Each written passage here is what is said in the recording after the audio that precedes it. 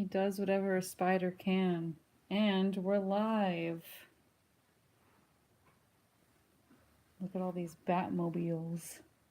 Hey everyone, welcome to Hack Shack Studios. This is the studio where the hacks create comic books. So just why don't you spin around, get the whole shelf. We're with Taylor. Hi, you guys. I'll be reading your chat today if you have questions for Art. Yeah, we did a big reveal of the studio earlier, but we thought we'd give you like a little mini one right now. You're probably getting vertigo moving around. It's like you're here. It's like you're here. Yeah, we'll draw together. Let me show you. I'm going to ink this up for you guys. I penciled it, tightened up the pencils earlier, so I'll ink it now. And Taylor and I are going to be working on some black and white as well, and we'll just talk to you and chat with you. So I'm going to set this up. I'll let you go first. Thanks. Did you get the drawing board? Did you get to see that? This is Art's drawing board, his whole setup over here. Hello. Art. Hello, I'm Ringo. I'm Paul, and I'm Sean, and I'm Ringo. No, I'm Ringo. We kind of figured out how to do this, so I hope it worked well last stream. Yeah, hopefully we can use this setup for Here, let me put this in here and see. Yeah, there we go. Frames it up nice. I'll scooch it over a little bit. Hopefully we can use this setup for future drawn and quartered stuff. There we go. Make sure this is all secure because I don't want to drop this. Okay. Well, you guys, we're going to be working on Perfect. some script.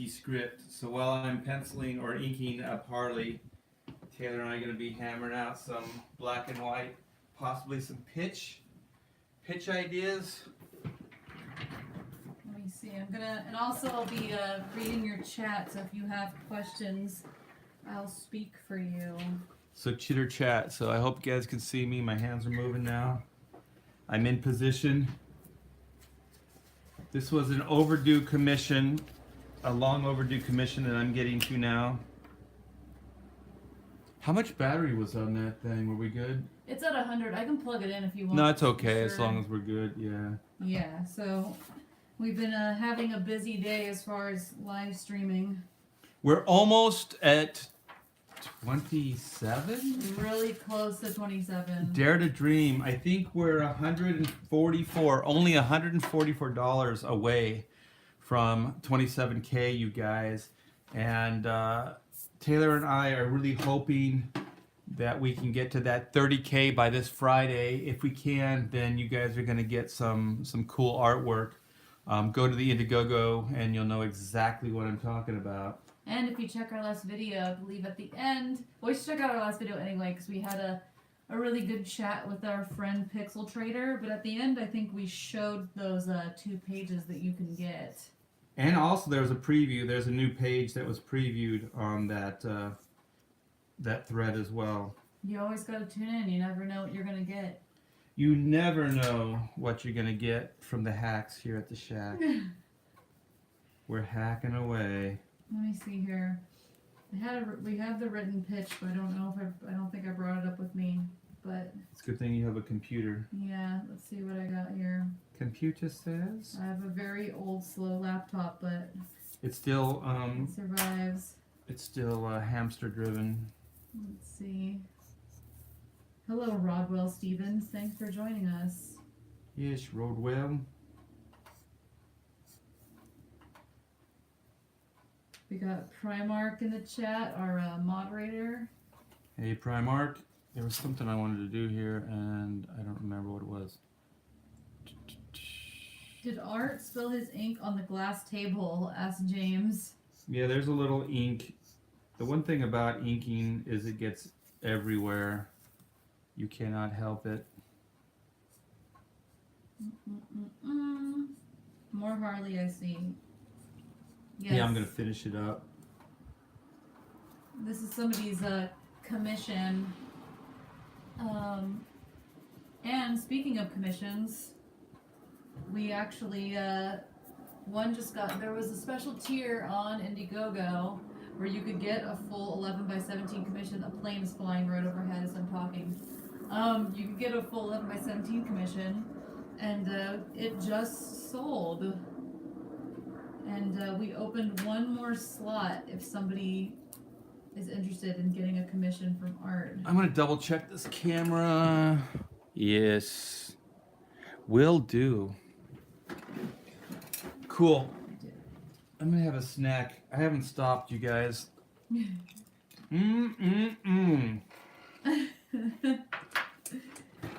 Primark says, I liked Harley in the original Batman animated show, but I honestly felt like the character has gone downhill since then. I think that's a lot of people's feelings. Yeah, it's kind of, I think, a popular opinion, and yet they keep marketing that other Harley for some reason. And Rodwell notes, Art signs his drawings before he finishes. Have you seen that signature? I can't just whiz that thing out. That thing's got some detail to it. Yeah, that's it's kind of like a logo. Yeah, I used to try to just wing it. At cons I do, but for commissions and things, I spent a little more time on it. Oh yeah, I have so I just found out to start up, I have a cluster. I have 3 black and white short pitches right here. Should I read them? See which one you guys like best. Yeah, we're gonna throw some pitches your way and see what you guys like best. Oh, this is a good question. I never thought about this. Comic Book Bob said, Art, do you use a light under your desk like a light box? I've been thinking of getting a glass desk like that. Could you do that? You know what? Let me see if this will show up. Wow, the wind blew. When we were gone, the wind came in and just ransacked the studio. Nice. So I have this. It's flat. It's one of those LEDs or whatever. And so I have been playing with the idea. Just setting it under. If you could just go like right under here. Wow, this is actually pretty cool. And I can turn it on. I can turn it off. Boom, boom, boom. I actually didn't even think about that regarding having a glass table. That's one thing that you could do. Yeah, it wouldn't take too much because there's 2 metal brackets right here. So it would just be a matter of having to figure out how to anchor it to the brackets. There's a nice light box. Yeah, it's really cool. I finally splurged and got a good one. I think we'd have to run this wire along this metal piece here. Let's see, not bad, says Rodwell. They approve of the light box technique. The whole thing about life, you guys, is there's only so many hours in the day. And I have a million great ideas, and yet reality keeps getting in the way. So one reality problem is money, and the other one is time. Isn't that the universal struggle? I don't know, it is for me. Yeah, there was like a meme going around where somebody was like, money won't solve all your problems, and a bunch of people were like, actually money would solve like a majority of my problems. Yeah, they would solve just about every problem. Like what problem? Okay, let's just think of like a problem. What problem wouldn't money solve? I guess. But if you went health problems, you still go, well, no, money could help because you have to pay for the doctors. I was reading the comments. If you guys can think of a better answer than this, because the people that were answering that meme were kind of not that intelligent, because they were like, it can't bring dead loved ones back to life. I'm like, well, nothing can. Like, that's not something anything could. That wasn't even an option. Like, why is that that's even? That's not the problem anything could solve, realistically. Someone says it's like, I used to do that with my glass table, but my light was brighter than the light box. And someone says it's like using one of those do-it-yourself lighters with a clamp on it. Yeah. Okay, so we're thinking about doing the pitch thing. I guess I'll read some of these, see what you guys think of the black and white pitch. Keep the questions coming, of course.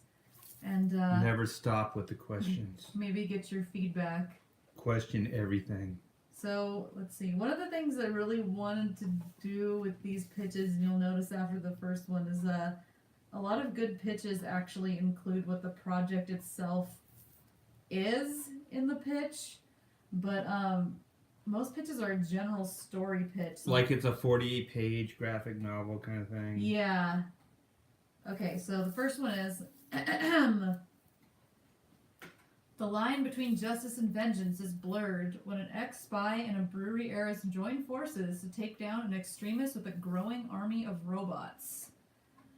And that's the first one. Just kind of like a quick story summary. I like it. By the way, if you guys listen to Art on John Malin's show, that was one of, I think, the better story pitches we've ever had. I might have to go back and listen to it and like transcript that one. And just know that will never happen again. I don't know who I was channeling. It was good. But it wasn't me. I was dazzled. I was like, I want to read that book. And then I have Black and White is a sci-fi adventure comic following the vigilante pair of Reed Blackett and Whitney Sun as they fight their way through the corrupt high-tech world of the not-too-distant future. Ooh, another winner. Yeah, when we were writing these, we were kind of trying to weave in the setting and stuff. Yeah, that one starts bringing in the world, yeah. Let's see. And then here's the last short pitch. Black and White is an action-packed sci-fi comic series that follows the exploits of Reed Blackett, Black, and Whitney Sun, White, who together form a vigilante team and try to bring justice to a world where morality is fading to gray. Ooh. Which one do you guys like the best? Quit talking about the light, you guys. I know how to clamp it on there. What light? The light under the desk. They're like, you could do this to clamp it on. Oh, they're trying to help me how to figure out how to clamp it. I've been wanting to do this to a drafting table forever. I hope this lightbox idea works. I'll tell you a lightbox story, you guys. I used to be so poor that I could never afford a lightbox. So in the 70s, 80s, they used to have these component stereo systems that had like a door, and then they had all the components like a rack in there, and it had like a glass door. And I would take that door off of my stereo rack, and I would put it across my lap, and then I had a lamp, and I just put that, like, hold it with my feet. Did it heat up on you? Oh my gosh, it was burning hot. You're like sweating trying to do that. Yeah. So I didn't lightbox a lot.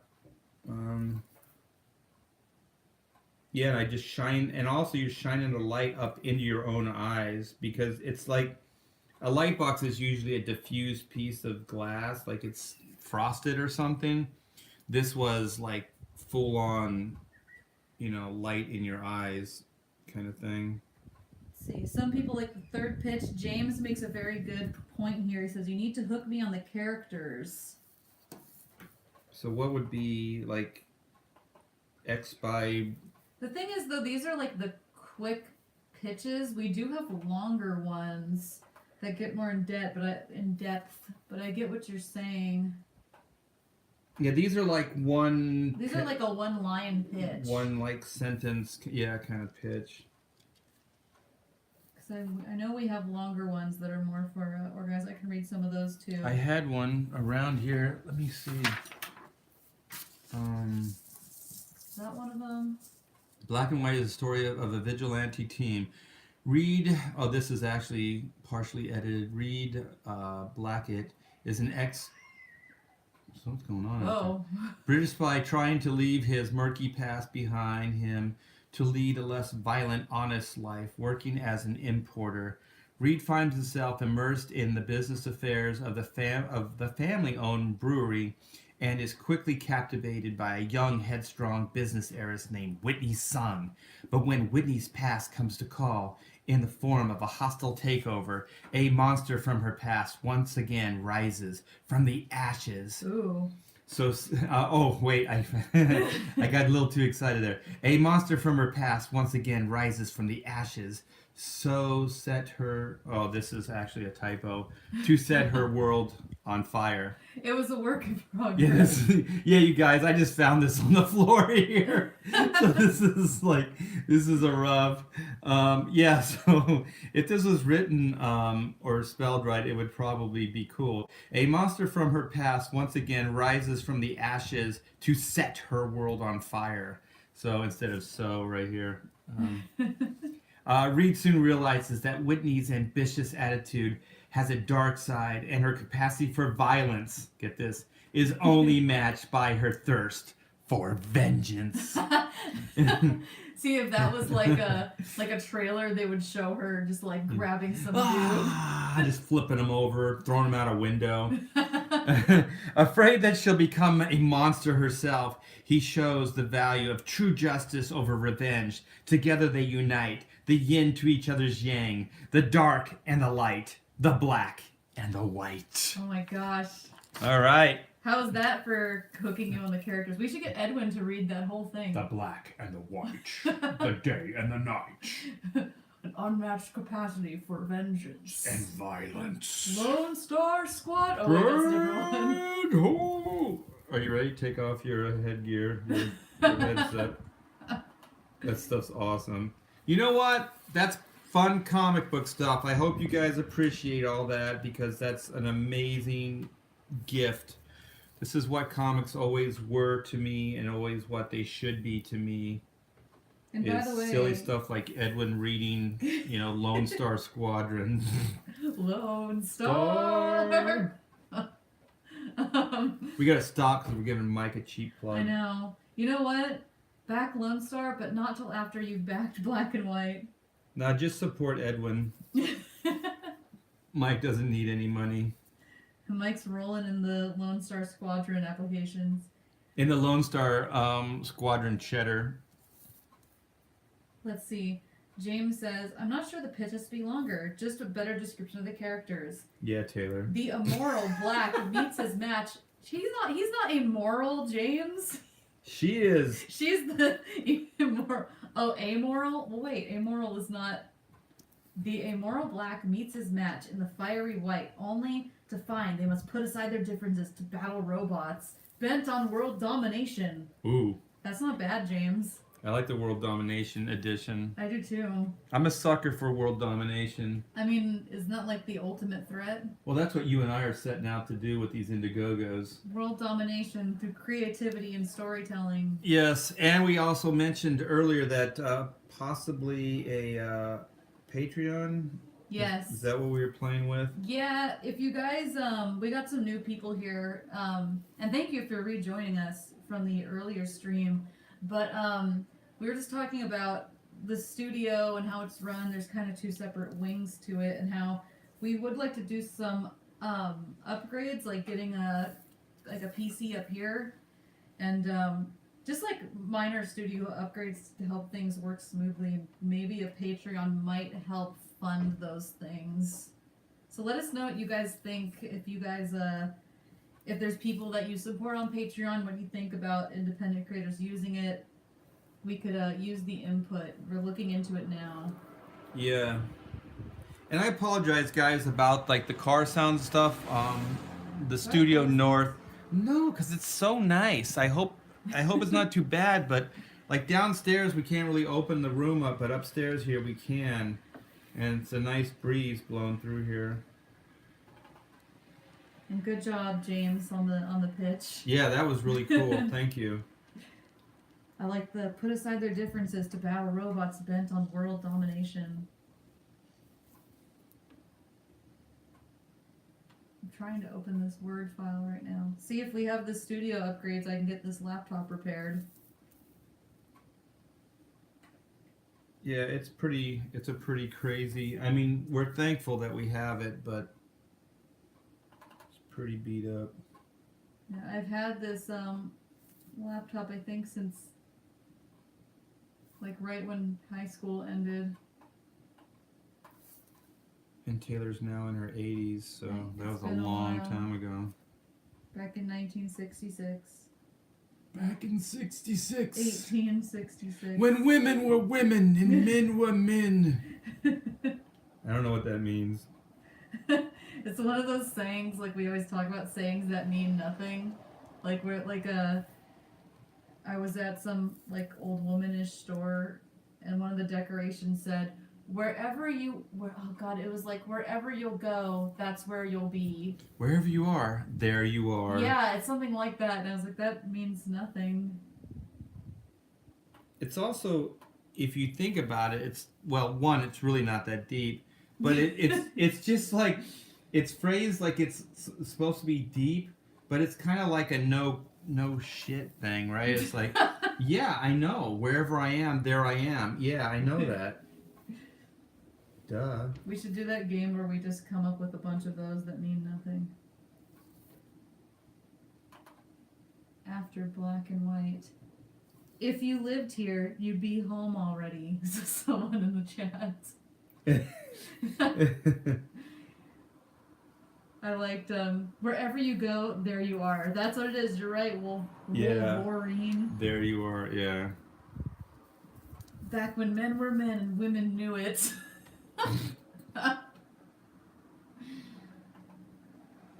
So there was like my friend we used to play this game, and I think his was like, even if you fail, at least you can say you tried or something, which I guess is kind of poignant though, now that I think about it. Well, even if you lose, you say you tried. Still say you tried. Yeah, like, well, yeah, you could say that.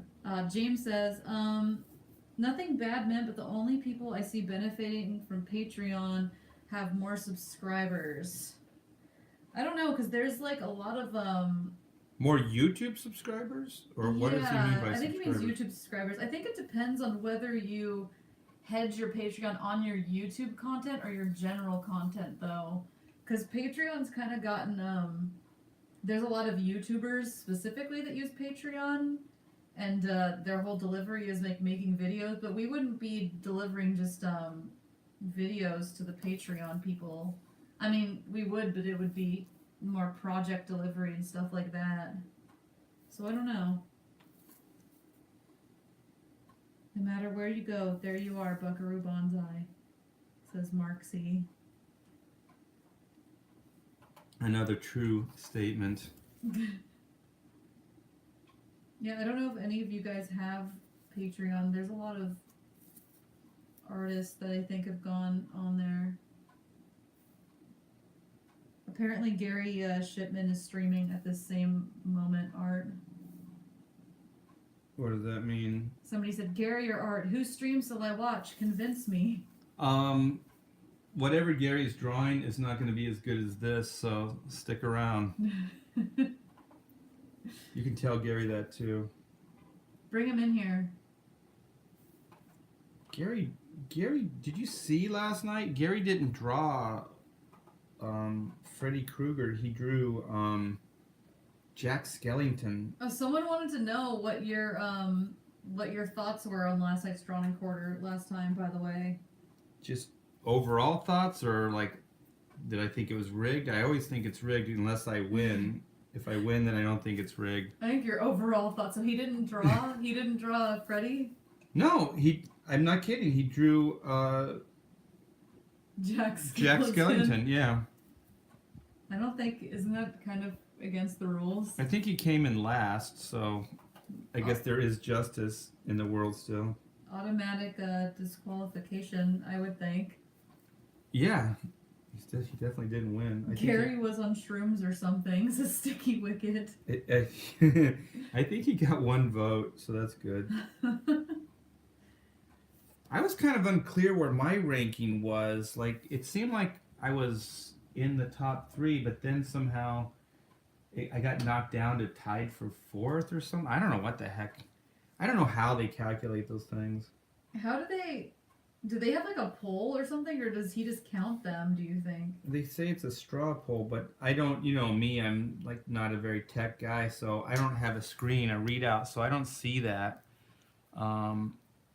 So I guess they do a poll, and then they just have people, I don't know if they write your name in or what they do. I wrote yours in the one time that I was doing. Yeah, they use a straw poll that is posted in the chat. Okay, so I guess the moderators post it. Somebody, Sticky Wicked said, I don't get why more people don't vote. Yeah, because there's a lot of people viewing it. It seems like more people should actually be voting. Yeah, that's what they said. There's like 70 something people voting, and there's like 1,700 in the chat or something like that. Oh, we got Pixel Trader in the chat right now. Hey, Pixel Trader and Pope Fire. Hey, Pixel and Pope. I vote twice, says Pope Fire. You guys are just admitting that it's rigged now. I like in every video. So wait, then John Malin's right? So when he tells you guys how to cheat, that's a legit way to cheat. I guess. Because he tells you to go like use a different like device or something, and then vote on that. Like vote on your phone, then go vote on your computer, and then. Yeah. Oh my god. I guess it's just accepted. I'm so naive. I always think like, he's just goofing around. Like, no, he's being sincere. No, he meant it. That's hilarious. I remember I told, I had a conversation with Joe Quesada once, and I was like, Joe, how come you and Jimmy always win all those Wizard Awards and stuff like that? He goes, because I vote for myself, and I tell all my friends to vote for me. You can't do that. And then I'm like, what? I go, really? He said, yes. And so I was like, oh my gosh, that seems like cheating. And then you know what? I did that one year, and I won the Wizard Award. So I think there's truth to it. Well, it has to be done. So I think Malin's onto something. Yeah, everybody's saying John's trick works. And James says, yes, I refuse to do that, though. I vote once on merit. Thank you, James. Nathan says, the Malin militia knows what it's doing. And Rodwell says, there was over 400 people watching and only 70-something people voted. I don't know why. I don't think it's difficult to vote. Oh, maybe the 1,000 was, I saw it this morning then. So there were, 700 live then. Mark C says, I refuse to watch Drawn and Quarter till you guys draw Swamp Thing. Oh man, he's the Swamp Thing guy. Swamp Thing would be a cool thing for you guys to watch, to draw. I mean, he's kind of an interesting character. I like all those little tendrily things.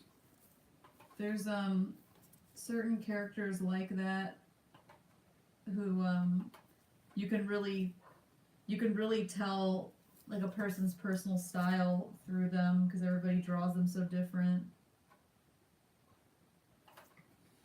Starfire is the best one, says Pope Fire. Of course. By the way, Starfire is still for sale in the store from Drawn and Quartered. I sold all the other ones, but that one's still up. I'm surprised. I think it's too sexy. I don't think people can handle it.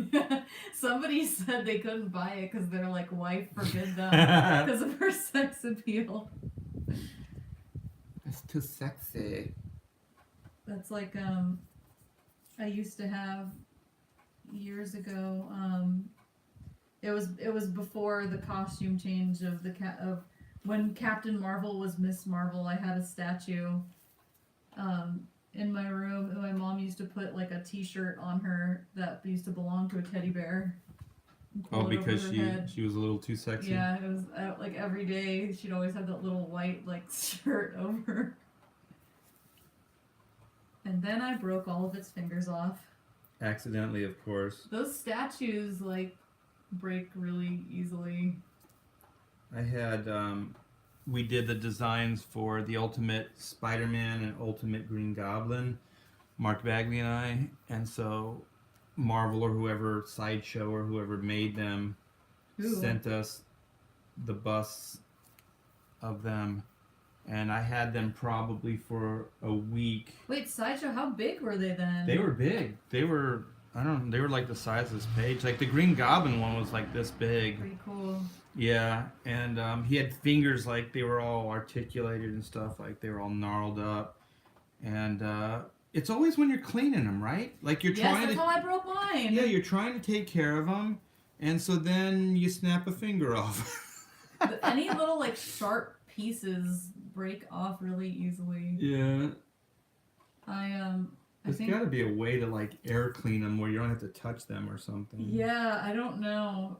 I just remember it was I could never actually touch the statue. I was always super I got another pitch, by the way, after this.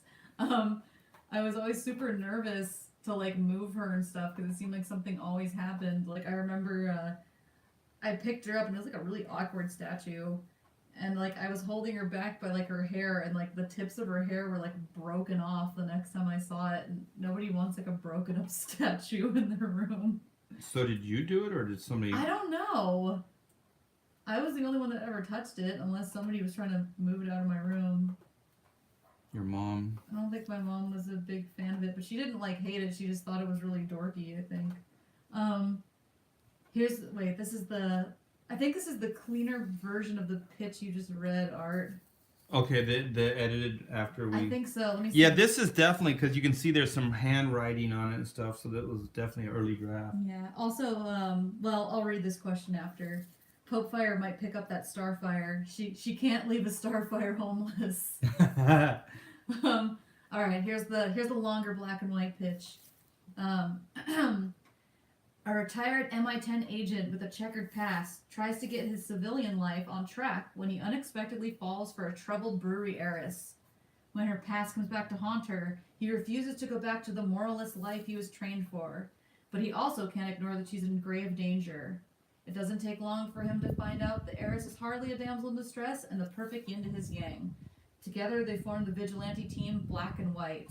This is the one before I think we put the names in. That still seems like an early one, maybe even. I think it is, yeah. There's so many of these, I didn't realize. I don't know if you guys know, but writing is just writing, rewriting, writing, rewriting. We have like a million versions of this. Zach wants to know, RT Bear, got any funny stories about Bagley? I met him when I was a kid. He worked with my dad before Marvel picked him up. Like in like a civilian job? Like just a normie job? That's what it sounds like. He must have been young then, because hasn't Mark Bagley been working for a really long time? Yeah, Mark was really fun to work with. He really backed like what I was doing, so it's nice to work with a penciler that respects you and that values your input. So if you look at the Ultimate Spider-Man, my inks on that series changed. So there's kind of a start, like the way I first inked him, and then there was like kind of a middle, and then there was like towards the end, and they're all kind of uniquely different from each other. And he backed that, and all the time I was working with him, I was working on Black and White. There's a lot of different versions of that story as well. Yeah. Over the years, and yeah, Art was already working on revamping Black and White before I met him. So this is the Ultimate Spider-Man time, and there's a couple Black and White pieces that I sent out to Mark, and he helped me with the anatomy and everything. I didn't know that. Yeah, so he was quite helpful with stuff. He would show me things and how to do it better and stuff like that. So, yeah, Mark was really helpful. Zach said, he clarified, they worked at Lockheed together? The aircraft company, yeah. Oh, and Gus Hayes says, hey from the UK, I'm at school right now and really should be asleep. The classic boarding school, hide under your covers with your phone and hope no one sees. Oh, man. Well, good. I'm glad you're here. And another UK watcher would like to know, do you ship your sketches to the UK? I'll do anything for you guys. I don't mind, but it's just going to cost a little extra for you. So what I have on the site is I have a little, it's not a disclaimer, it's just a qualifier that says, we'll ship it, but you have to pay extra. So there's a set price when you order, and I think it's like $20 for shipping, but a lot of places in the world it's going to cost a lot more money than that. So then as long as you're willing to chip in the extra amount, we'll ship it. But the all the commissions lists and stuff are closed right now. This is the last one I'm going to be doing. And I added a commission tier to the Indiegogo page, and I just sold one. And did you add that one, Taylor? There's a commission? new one? Yeah. Yes. Yeah, that I added. Well, there's one slot left. We keep limiting them by one. But we just added a new one just now, right? Yeah, so there is one available. Reduster says, could you please explain how you'll revamp black and white for the remastered version? Is it all new art, touched up art on the old pages? Oh, is it all new art or touched up art on the old pages with new dialogue? It's kind of all of that. Yeah, it's a lot of things. So, one of the main, as far as the art is concerned, what we did is we scanned in the original black and white pages, and then we clean them up a little bit first off, and then if there's any drawing that I don't like, or if there's storytelling changes, then they mostly get changed within the computer. If you guys go back, don't go back now, but I think we explained a little bit of that in the Hacks chat earlier. Yeah, we did. And there's actually some examples and things that I showed. Oh, I know. If you watch the black and white block party video, we actually art kind of shows like an in-depth look at where the pages start and kind of where they end. If you want to see the full process. Yeah, and we'll do more, before it's all said and done. But the main thing is that everything is based on the original scanned page art-wise. And so then whatever is needed, whether new story content needs to be added or just the drawing needs to be updated, which most of it is all updated. I don't think there's any part of the new book that is original anymore. So some of it's hand-drawn. Let me show you. Let's see if I can find it. Like I said, the wind came in and trashed everything. But make sure there's no wet ink here. So these are what I call patches. So there was 2 panels of gray in the original, and so he's reacting to the villain, and then he's calling in to read here. So what I did is I redrew them, obviously, on this piece of paper, and then I inked them in the new style for the book. And then these were scanned and then put into the book. And so let me see that book there, Taylor. Maybe I can do it this way. Go. I'll show you what we did earlier. So then, like, this is a rough for another panel change. And see if I can find... This is our book, like we're putting together a book. So these are kind of like the original panels. And then you can see this is going to be a new panel. And then the layout of this panel is going to be different. So some of these are like sketchy. This is a finished page, obviously. These are pretty finished. So these are the digital redraws and inks. So this is obviously the finished. So these are finished. These are finished. So here's those 2 new shots. Let me see. I don't know if I have the original underneath this. Yeah, I don't know. We have this. Well, this is a later sketch. Oh yeah, this is it. So this is the original gray shot from the original 94 book. So this is the redrawn, remastered version. And so you can see there's a lot of difference.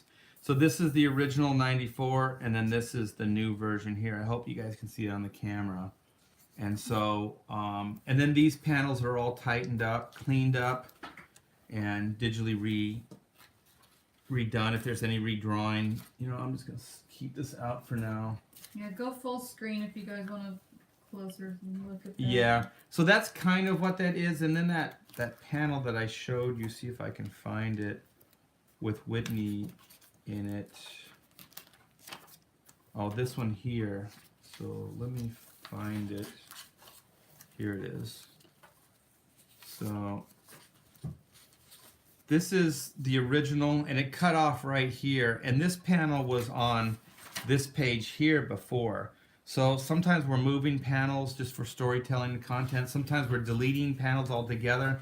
Sometimes we're adding new panels. Just depends on how it accommodates the new story. So the story is based on the original, but it's definitely a new story with new background. What do we just all fleshed out, like plot. The plot is more fleshed out. The villain's backstory, Whitney's backstory. Reed's is still, his backstory is a little bit.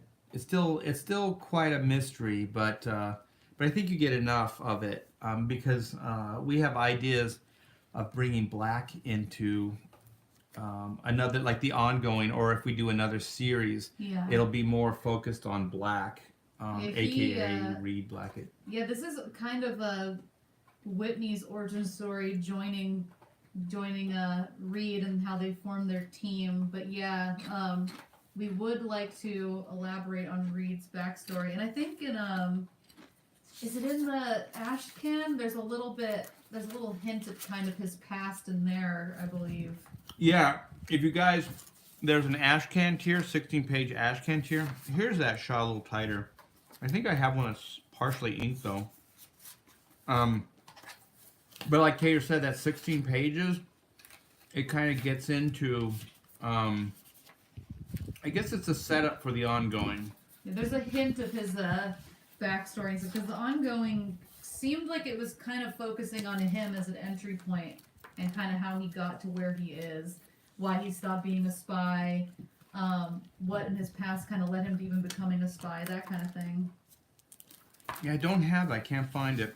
But yeah, it's this panel or this drawing tightened up and inked, and then it's going to be it's going to be scanned and then put into this panel and page here. So you can kind of see here, it's a rough layout. This is not going to be the final art. Either will this, and then you can obviously see this is really loose. So this is an amalgam of other pages with 2 new panels. And then this, we just previewed this on the Pixel Trader show. And this panel's still work in progress, but it's still pretty cool. So that one's, I think that's the last page we got from our colorist. Yeah, I think that's the latest one. So this is a good example of kind of old and new. This panel used to be a horizontal panel all the way across, so now it's just a part. This used to be the last panel here, so it's moved up here. And then we have 3 new panels. And interesting enough, if you've been keeping up, there's a page that we're going to give away at the 30K. And that used to be the page right after this shot. So Reed gets shot, and then he falls out of the tower. And so then that's the cliffhanger for that issue. And then issue 2 starts with that splash page that we've been showing around where they're falling, and then Reed's wrapping the grappling hook around the flagpole.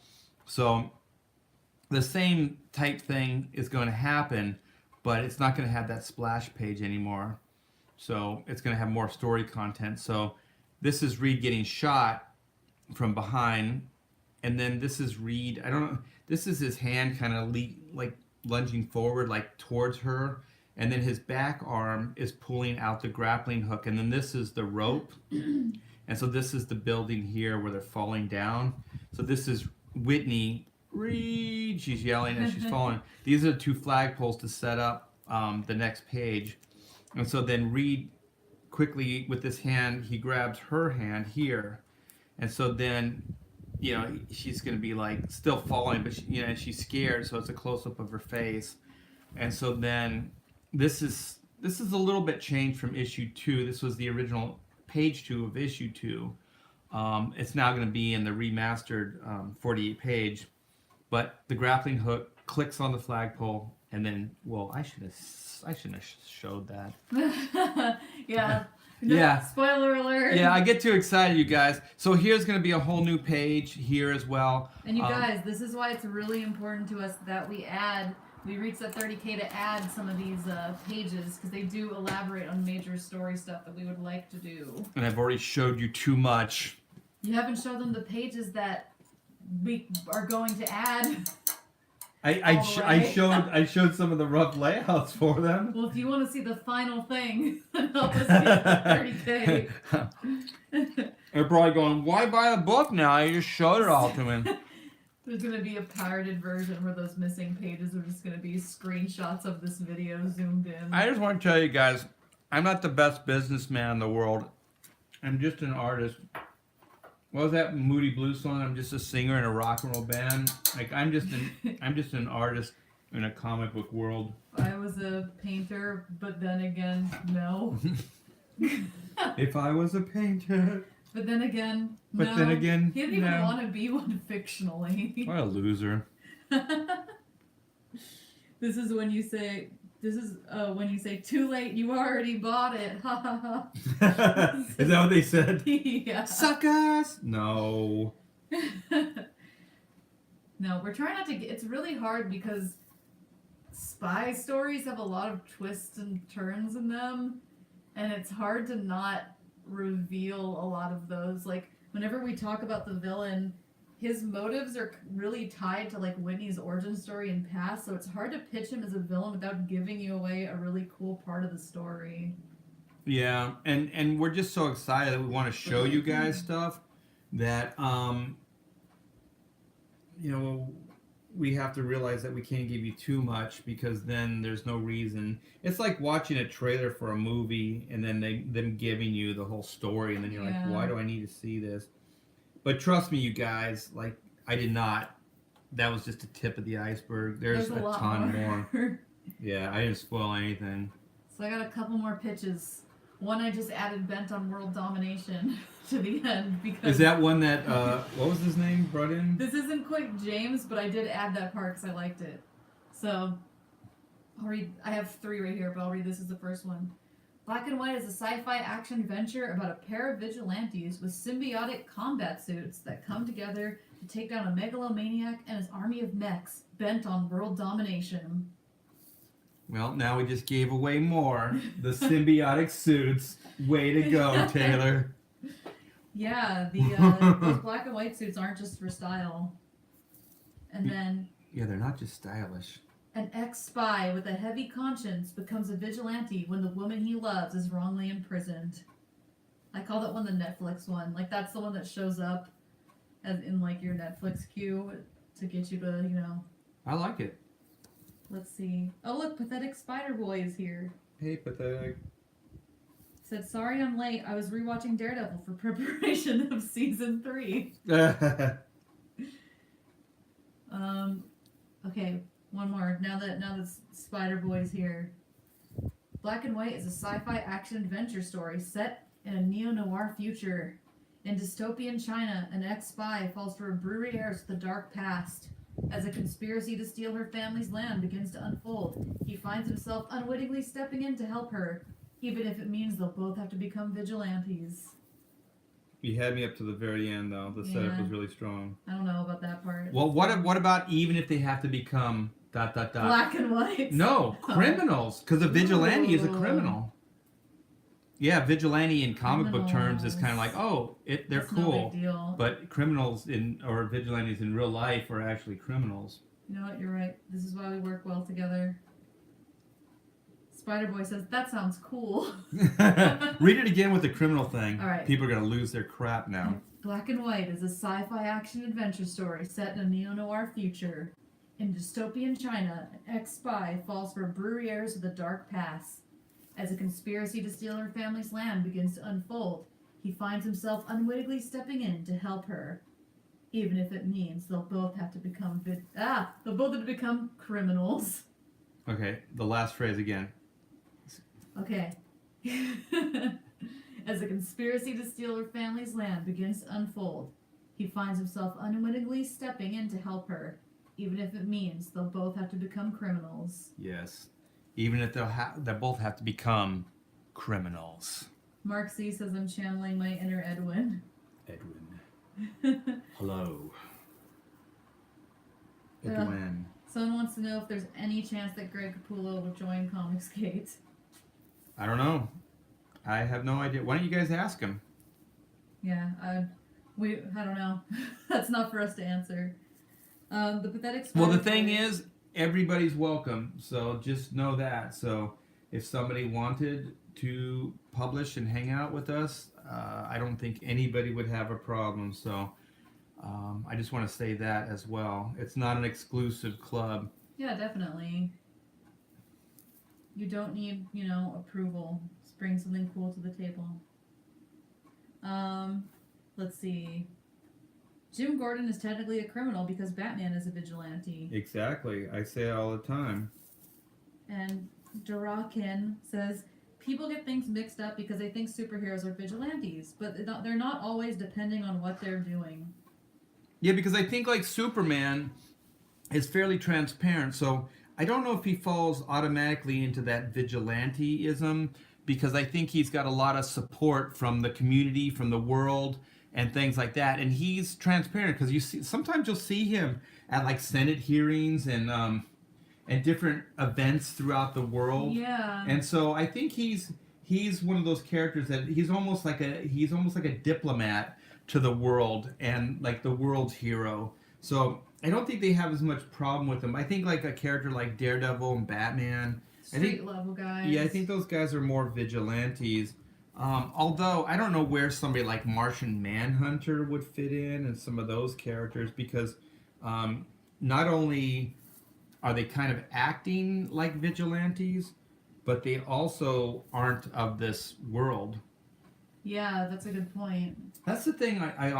We were kind of bringing up some Zack Snyder points earlier, and that's also like if you're going to create a DC universe and you create like Superman is such an alien and everybody has a distaste, how do you introduce a John Johns? Like, oh yeah, how do you introduce a character like that as Superman is such a he's an alien?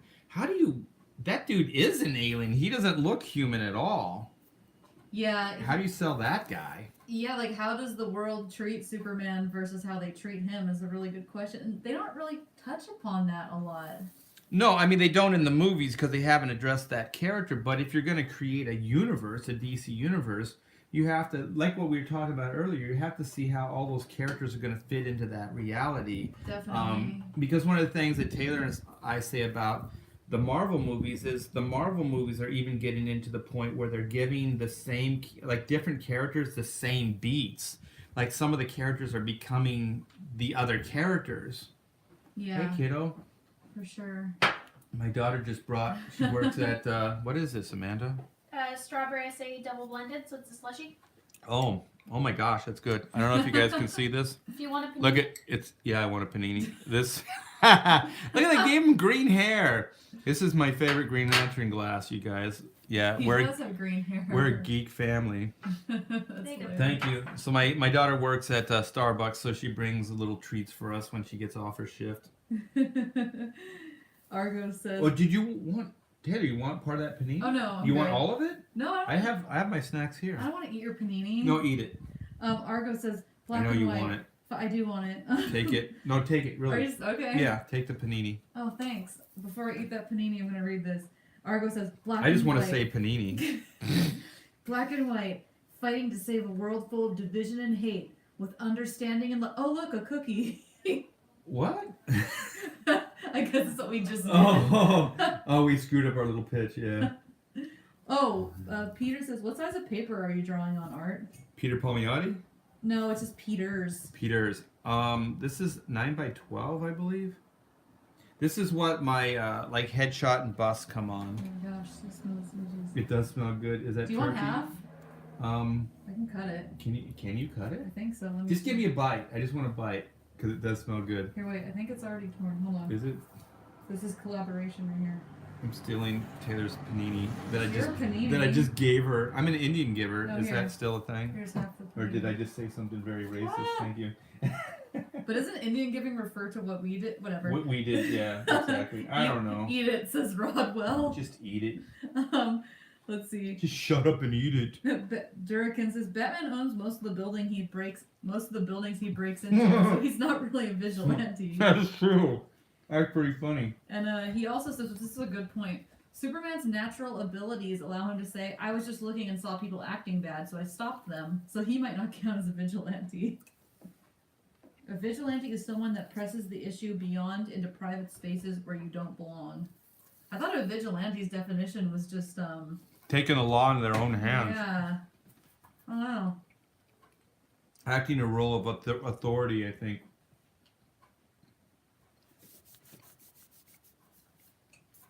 Sorry, I'm eating this panini right now. Oh my gosh. It's very good. Good panini. It's a good panini. Yes, it is. I just like saying panini. Let's see. John Johns is an illegal alien. Mark C. I'm sorry, that sounded funny. Uh-huh. I mean, yeah, I guess he is.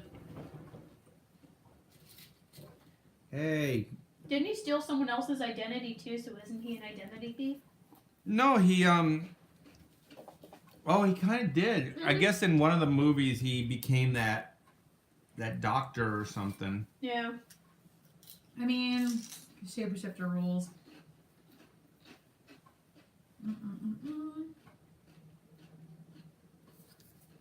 One thing that I thought was interesting on the John Jones subject, I don't know if any of you guys watch Young Justice, but there's a character, I think he's in the comics, but he was like on TV and he was like an anti-alien guy, like specifically.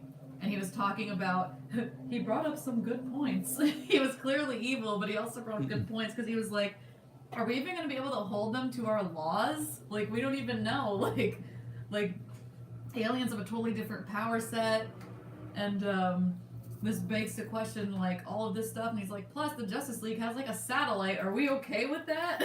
He was like kind of talking about specifically about aliens. And it was kind of an interesting story thing. Mark C says maybe he has a green card, quote unquote. I get it because he's green. Yeah. It's good. In the Runaways comics, they didn't want to be labeled as vigilantes, so they always said they were performing citizen's arrest. Did you read that comic, Art? No. I remember it was like around for a long time, but I never read it either. They weren't really like costumed characters, right? They were kind of just in civilian clothes or like semi-costumes. I think they were. I don't think they were in costumes. Jones is pronounced like Jones, not Johns, by the way, says Wolverine. Whatever. I mean, isn't that like... John Johns. I've heard people say John Jones, John Johns. Isn't that also kind of like the Ra's al Ghul versus the Ra's al Ghul argument? Yeah.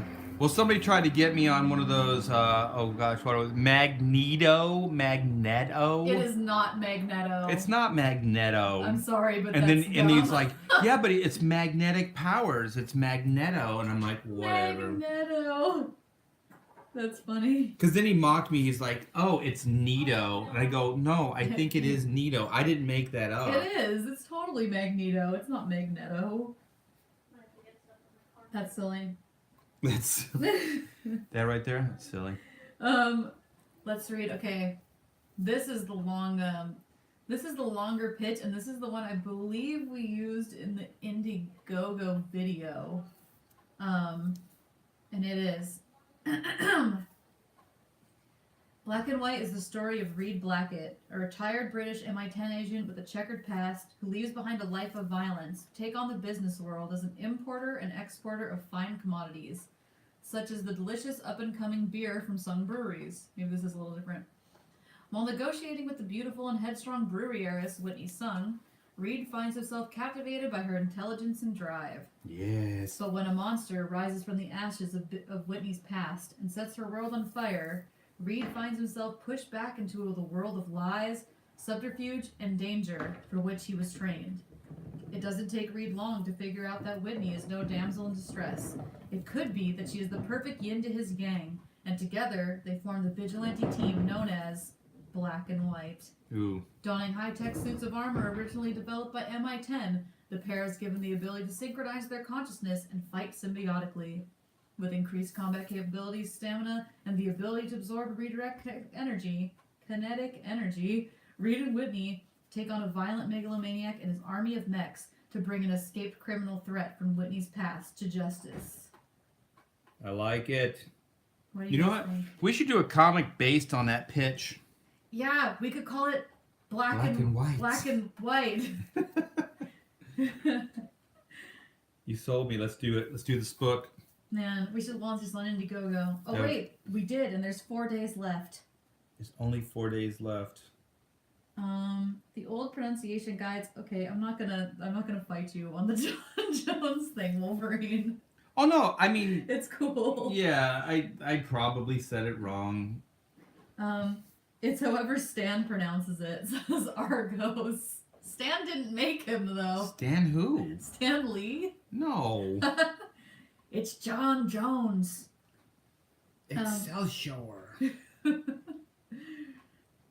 James says, I could never pronounce all the Norse Asgardian names from Thor anywhere near correctly, but I still love the comic during Walt Simonson's run. What was it like? Melnor, like Mjolnir. Mjolnir. I could not pronounce that until the movie. Yeah, as a kid, I I'm was like, ashamed to say. yeah, I was like, what the heck is that? Just say Thor's hammer. Yeah, I could never pronounce it. I remember when the movies came out, I was like, oh, that's how it's supposed to be. I felt the same way about, oh my gosh, what's the gatekeeper character's name? Is it Volstagg? No, Volstag's the He's big the guy. Warriors 3. Yeah. Oh my gosh, I can't remember his name, but I could never pronounce that character's name. Heimdall or something. Yeah, Heimdall?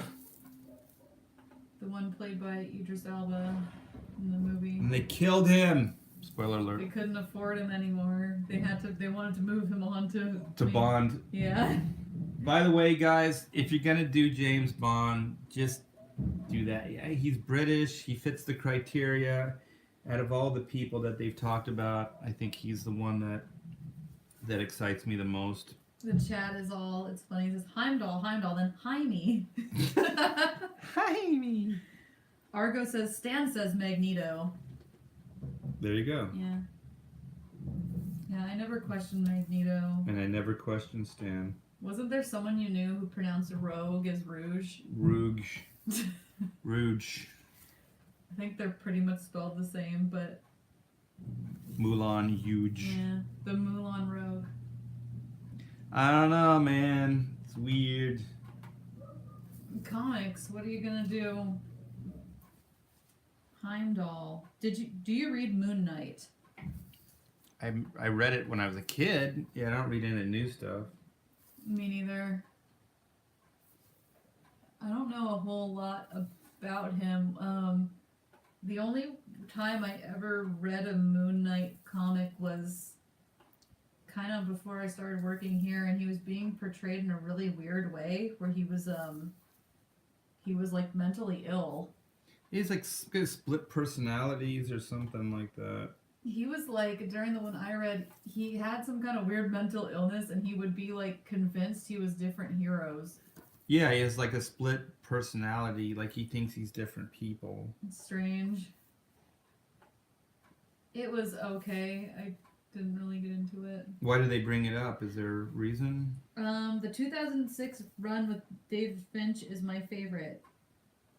I guess they're just bringing it up. Apparently, Moon Knight's always had some kind of mental disorder. I always thought he was like Batman meets Blue Beetle. Is his suit like special?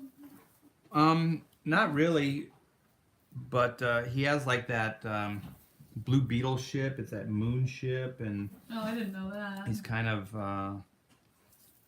Batman-like. Because I think he also has like an Alfred character that helps him out. Because he's rich, I think. Does he get his powers from the moon, or am I just pulling that from nowhere? I never knew that he had powers. I just thought he was just a vigilante type, street level guy. Somebody in the chat might have changed him since. Because I remember like the Bill Sienkiewicz run when I was younger. I think that was the beginning of it when Bill was still drawing like Neil Adams. Yeah, I don't know a whole lot about him. Nick says Harley is looking good, Art. Well, thanks. It's coming together. Let me see this.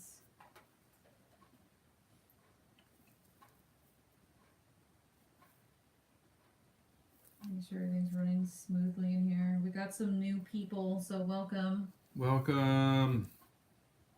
You guys go over to Gary's Shipman stream and direct everybody over here.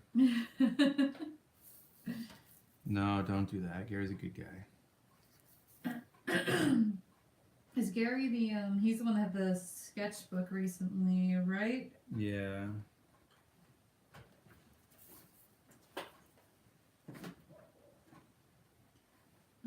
Let's see. About Moon Knight. He worships the moon god. He does have powers. He's kind of crazy. And then, Oh, I thought you were reading like a Wikipedia thing. And then I was like, that sounds kind of weird. crazy. He's kind of crazy. Durrican says, neither Art nor Gary is drawing things with cleavage, so I have to find another stream, I think. Yeah, there's no room to add that in here, sorry. Well, I mean, she has like a little ruffle, so you wouldn't really see anyway. James says, I hope the two of you are considering In Demand to meet that stretch goal. We talked to Pixel Trader this morning or earlier, and he showed us some merit to it, and then he said that we have a good chance to make like a 40 plus like K what do you call that, like finale, I guess? Yeah, I guess overall. Yeah, overall. And so that was a pretty good sales pitch. And because if Taylor and I, if we could do 40K, then without a shadow of a doubt, we will stay in this community for as long as you'll have us.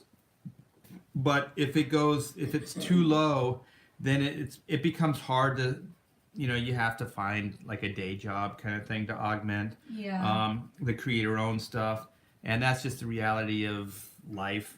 Yeah, I mean, we really want to do this. We do, plan on pursuing this and getting a volume 2 and stuff out. But the question really is whether we're going to be able to dedicate all of our time to this. And the sad reality is that money is going to assure that for us.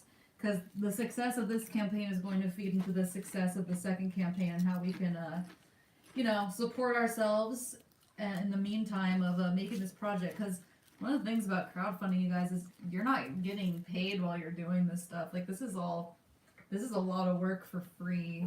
So I'm paying for all the coloring and lettering and everything right now out of my pocket in hopes that, the Kickstarter will do well so I can reimburse myself. In the meantime, Taylor and I are working for free because we believe in the project. Yeah, we put everything on the line to dedicate all our time to this. Well, we walked away from DC Comics Super Sons, which was a good selling book. Yeah, one of the best, actually. So, yeah, I hope Pixel Trader's right when he said, 40 plus. 30K, I think, will be pretty monumental, but 40K would guarantee longevity here. I'm sorry, you guys, I was kind of chewing. The guy's got to eat. No, definitely. So yeah, I mean, it's something we're still talking about, but don't count on it and rest on it. Please don't wait to buy this book. Because we do have 4 days, and we are really trying to reach that 30K stretch goal to assure that we can get these extra pages in there. So if you're waiting on this because you think we're going to go into In Demand, don't do that. It may or may not happen. We're probably going to have a powwow later tonight and try to figure out what we're going to do. Yeah. Do you know the story arc where Harley Quinn first appeared in the comics? I do. I know her first appearance. Do you know, Art? No. Her first appearance in the comics, fun fact, I used to collect, I was really into Harley Quinn, but it was during the animation phase. I kind of dropped out when New 52 Harley happened, but I used to collect every book that she appeared in. And her first appearance was in a Batgirl comic, the Batman animated Batgirl comic, to be precise. That was her first appearance in the comic world. Interesting. part of the problem, James says, part of the problem for consumers is that there are a lot of good Comicsgate books, and we are all on a budget, limiting what we can buy at a time. Yeah, that's why the in-demand thing works. But we explained on an earlier thread that Taylor and I are kind of coming from the Kickstarter template, where it's once it's done, it's done. So when we geared up for this campaign, it was going to have a finite ending, and then we were going to move on from there. So the in-demand thing, it was always there, but we didn't really talk about it in any kind of serious way until now that we're 4 days away, 4 days out. 4 days, yeah. Yeah, from funding. So we're talking about everything at this point. I don't know if you guys are like me, but I'm not a great like chess player type where you have like a million moves in advance and stuff. I'm kind of a take care of trouble as it comes up, and I'm a day-to-day guy. So a lot of like this takes a lot of advanced planning and things, and I'm trying to learn on the fly, but it's kind of like as things come up, you deal with them and then you move forward. And so that's why the in-demand thing is being talked about now versus earlier, because we're so overwhelmed with just setting it up, getting it going, and how we were even going to be able to finish the book in a timely fashion and things like that. So now, that we're closer to that, our brains are kind of freed up to start thinking about some of these other things. Yeah, because our chief goal really, and all of our focus really has been on getting the book done. So it's really weird when you're running this campaign, because your campaigns like this, you're focusing on making the project itself and also focusing on the campaign. Like they're almost two separate entities you have to prioritize. Right. And most of my career has been that I don't publicize, I don't promote this stuff.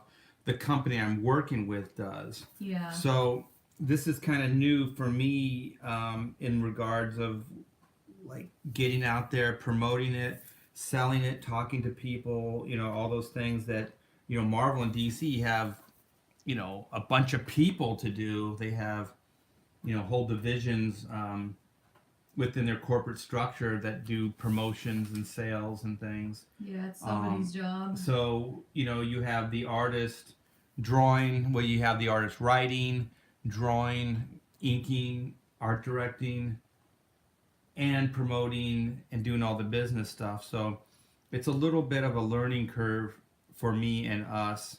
So I'm really glad that you guys are still here and helping us along with this and being patient with us. Title asks, can you send me that 4 days left pic so I can use it and post it in places? Oh, of course. Yeah, I mean, you're welcome to do that. If you follow the Black and White Facebook we post in there, you should be able to save it from there or even share it from there. Rodbo would like to know, Art, do you have any other comic projects besides Black and White you would like to crowdfund? Do I?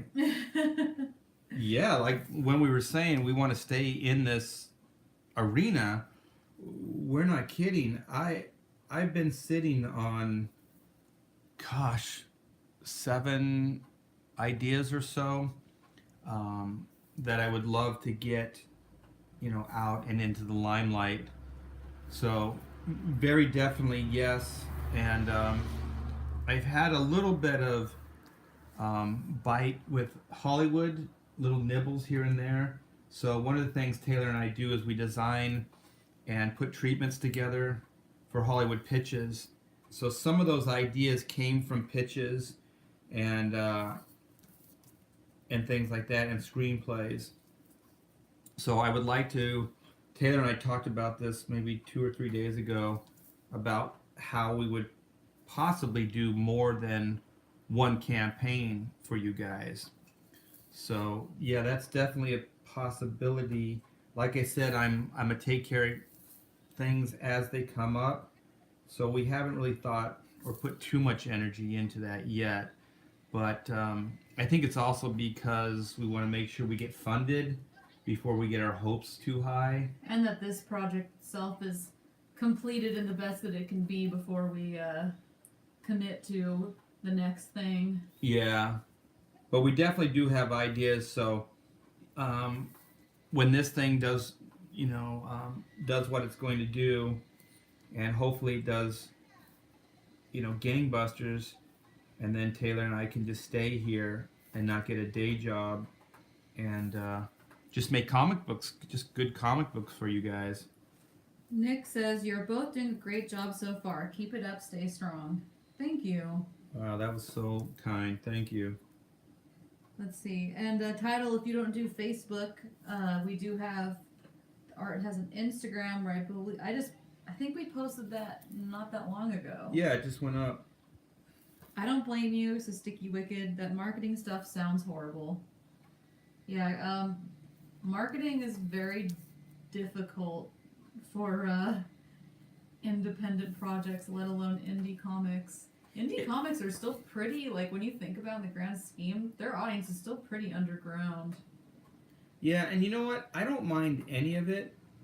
It's just having the proper time or a good amount of time to devote to the ideas. Yeah.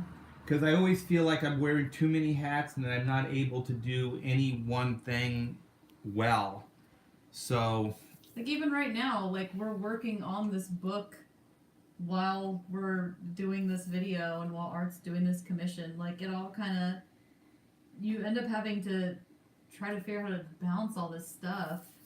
Yeah, it's constant multitasking and figuring out how to get everything done in a timely fashion. But it's all good. Like, I don't want to make it seem like that I'm complaining, because I'm not. Because I definitely want to be here. And I think it will become easier the more we do it. And it is, I think. Kyung is here, actually. Kyung Lee. He's of his book is Knuckle Bomb? The Knuckle Bomb, yep. He says, Art Thibert, I used to like Taco Bell, Art. Well, yeah, you shouldn't have ever liked them. That's some disgusting food, my friend. He's referring to, I think, that John Malin likes Taco Bell. Ew. And yeah, and I always tell him, like, those aren't real tacos. I don't even know what kind of meat that is. It doesn't seem like any real food substance I've ever eaten before. And I almost always have, like, some kind of stomach trouble after I eat it. So what you're saying is, it's soy. I don't know what the heck it is, to be honest. It doesn't seem like meat, like I said. Somebody said that it's a boil and bag. Ew! Like it's meat in a bag, and meat should never be boiled. They boil it in hot water. No, it's cooked already though. Ooh. It's like cooked meat, and then they put it in, like, you know those heating things that they have where they scoop the meat out. Ew, yeah. Like it just heats it up in there. Like they just pour it in there. Ding.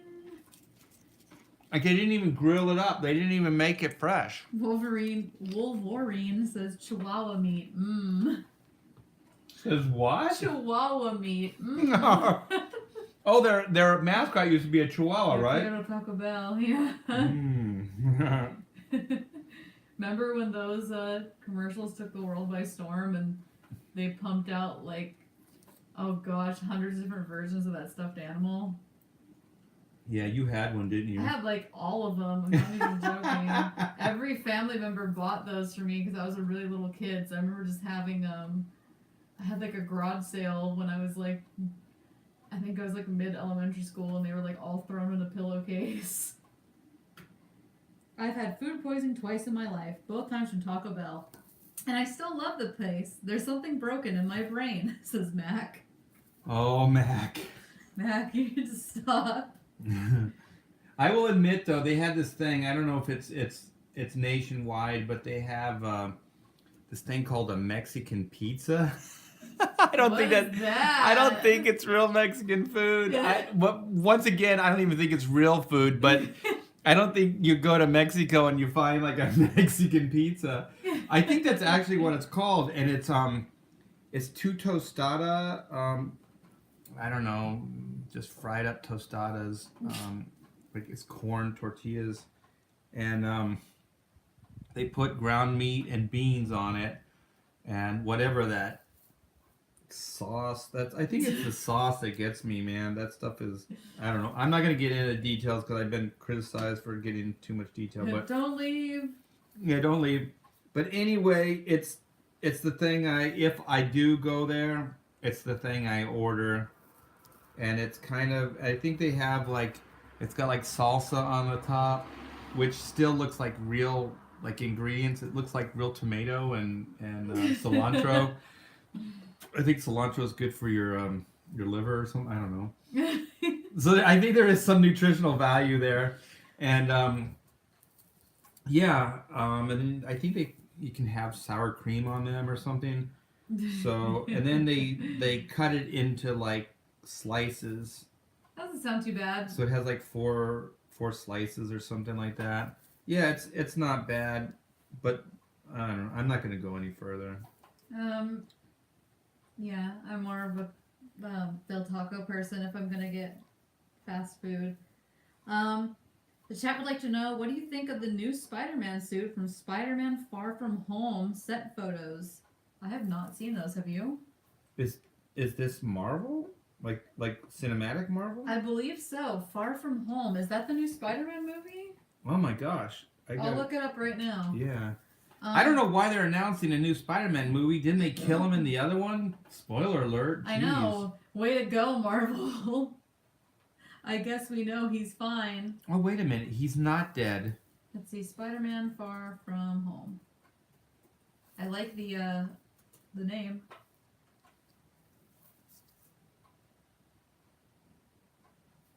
Let's see. I imagine Art's order at Taco Bell is just give me the just wreck my colon platter, please. Yeah, you know what? I think that's every meal at Taco Bell. Yeah, it pretty much is. I don't know. They have $1 menu. Like, can you buy real food for $1? Like, doesn't that start constitute as gas station food? This looks like the Miles Morales costume, but with reversed colors. Here are. See, it's got the fingers. Yeah. Yeah, I mean, I don't mind it. It looks still pretty traditional to me. It's a little dark. I can't tell if that's black or navy in these photos. Yeah, I like it. That's not bad. I must admit, like, that very tech one that's in the Thanos, the Infinity War. You're talking about like the Iron Man suit. The tech one that I didn't think I'd like it as much as I do, and I think it's the context that he's using it, because he's out in space and he's fighting with a bunch of other really powerful superheroes. So I like it, but I'm not sure if I'd like it in like a solo Spider-Man movie. It seems like overkill or too much. Yeah, I agree. You know, with those extra legs and all that other too stuff. Much. It's too much. I sum up. Yeah. Too much for little Tom Holland. I don't know. It looks cool. Yeah, I like it. I don't really know a lot about this new movie. Looking at the set pictures, it looks like he's hanging out with rebellious little MJ a lot. And she's wearing sweats. So I can't tell if that's what she's going to be wearing in the movie. Or By the way, I saw a shot of her like dolled up or something. She's so cute. She's adorable. Like, I did not like. Okay. She seemed really obnoxious in the movie. Like, I liked her, but there was aspects. She was a little scamp. Yeah, that I didn't like. I guess some of it's more the rebellious part of it. But if it's a character beat, that's fine as long as they don't harp on it too much. But when they kind of, I guess I saw it in like a Google search or something, and when I saw that she's, you know what, she's one of those, was that Princess Diaries or what? She's one of those girls that you would not like, you know how Hollywood always like, oh, there's a gorgeous actress and then they make them look ugly. Yeah. But you already know, like, they have everything going for them. That when they make them up, it's like not that much of a stretch. But this girl, actually, when I saw her dolled up, it almost seemed like a different person. She's very versatile. Yeah, she can be kind of played down like just an average girl, and then those other shots, she was absolutely adorable. So, She's got a cute little face, but she also looks like she could simultaneously be like 13 or like 28, depending on how she dresses. Yeah, it's very versatile. But as far as a MJ beat, they could take that anywhere. Yeah, definitely. Yeah, I guess I'm trying to see if the other movie she's been in, because she has a Disney kid, right? Shake It Up, Casey. Yeah, she's in some like little. I know she was in The Greatest Showman, but we're not going to talk about that. Yeah, so I think it could work, because my fear was like that MJ is supposed to be this knockout. You know, that's always the criteria, that she's supposed to be so amazing. And They could doll her up to get her to that point, at least. yeah, and I think it would be fun to play some of those beats that that maybe she seems like she's out of Tom Holland or Peter Parker's like league anymore. You know, like she comes back, like, because that's how high school works. Like, you could go 1 year and it's like, oh well, she's literally plain Jane. But then the next year it's like va va boom, you know, that kind of thing. people in the chat are saying that she should dye her hair red again, and I'm looking at a picture of her, and she actually looks really cool with red hair. Sweet mama jamma. See, they can do it. They could absolutely do it. If they have that in mind, I think that's really smart.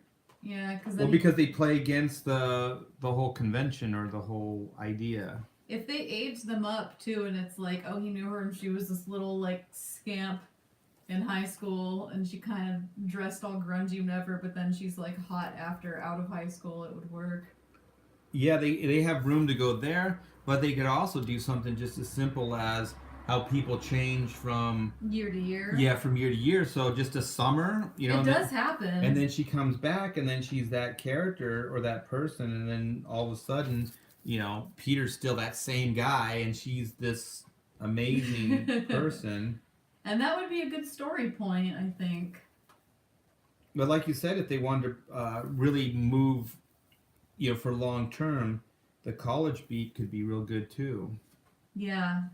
And if you want to play like that they kind of get together young and maybe there's some tension, they're grown apart, they're going to college and stuff, and she's super hot and nobody knows that he's Spider-Man, it could cause some interesting drama. Not bad, Marvel. Not bad. You know, I always like these ideas where, like, I always thought Batman was the cool, and I still haven't played this beat yet, and I thought they were going to do it with those original Tim Burton films where you have Vicky Vale, and Vicky Vale appeals to Bruce Wayne. Mm-hmm. But then you have, like, Catwoman, who appeals to Batman. So it's almost like Batman's like a split personality. Like, he has these two sides. So you could kind of do similar things with Peter Parker, where he has like these multiple sides to him. And so, or actually just do it in the form of like, even, I don't know if it'd be MJ, but you could have, just as a beat, just as an idea, have MJ be in love with like Spider-Man more than Peter Parker. And then he's always like, but I am Spider-Man kind of thing. Yeah. Because I think they already, what did they do? Oh no, they did it with the other character, the other Mary Jane kind of character, where she was kind of like Spider-Man, I guess, more. I was thinking of like the whole Black Cat thing. No, in the movie, in Homecoming. Yeah, who was, I don't even remember that character's name. She was kind of the decoy Mary Jane. Yeah. Would you like to hear a brief summary of what Far From Home is about, the new Spider-Man movie? Sure. Okay, so it says, after the events of the entitled Avengers film, I'm assuming the one after this one, Peter Parker and his friends go on summer vacation to Europe, and there Peter finds himself trying to save his friends against a villain known as Mysterio. Ooh, I always liked Mysterio. I know I'm That's one of the few. interesting. Apparently, Jake Gyllenhaal is playing Mysterio. He's a good actor. He is. That'll be interesting. I never bought that his sister was hot, though. No, she looks like a sad turtle. Maggie.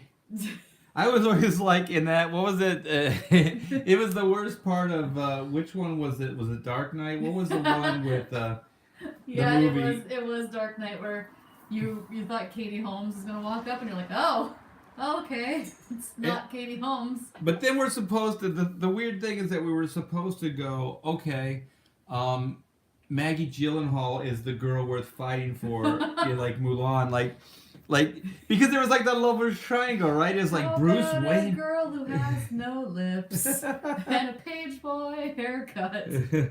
Yeah, I know it was. and a bad disposition. Yeah, she always seems like a grandpa. Yeah, she always seems really sad. Sorry, Maggie Gyllenhaal, if you're in the chat. Yeah, I think she's a good actress and all, but I don't think she was the girl worth fighting for because it, like, what was it? Harvey Dent was like, "Yeah, baby," and so like Bruce is like, "Mm-hmm." They were gonna lock it. They're fighting over. I know they were Gyllenhaal. fighting over Maggie Gyllenhaal. I have one take on this. Okay, there's only one reason I can see this even happening. Because her brother's famous and he pays for people to say that she's attractive. Maybe, but it's more story oriented. I just have this thing like, okay, they kill. God, I don't even remember the name of the character now. I just remember it's Katie Holmes' character, yeah. In that movie. So I was thinking, if that was Katie Holmes or like an actress that you actually kind of cared about, it might have seemed tragic. But as it was in the movie, it was almost like, Whatever. yeah, you were kind of cheering for it because when she's going, "Oh no, you don't have to save Rachel. me." Rachel Dawes, yeah. The chat has chimed in. And thank you, chat. And so when she's like, "You don't have to save me, just whatever," and then it's like when she blows up, you're just like, "Yes, Finally. what a blowhard." Yeah, and I think if she was Katie Holmes or like a girl that you kind of You'd liked, feel for her. you'd feel too much for her because I think the thing about like Batman is that he in that story he loses the love of his life, right? That's supposed to be the love of his life. Yeah, in that story. So if Batman was going to go off the deep end when his parents were killed, what the hell would he do if like the love of his life was killed? And he had a hand in it because he couldn't save her. Right, exactly. Like I think that they had to play down like.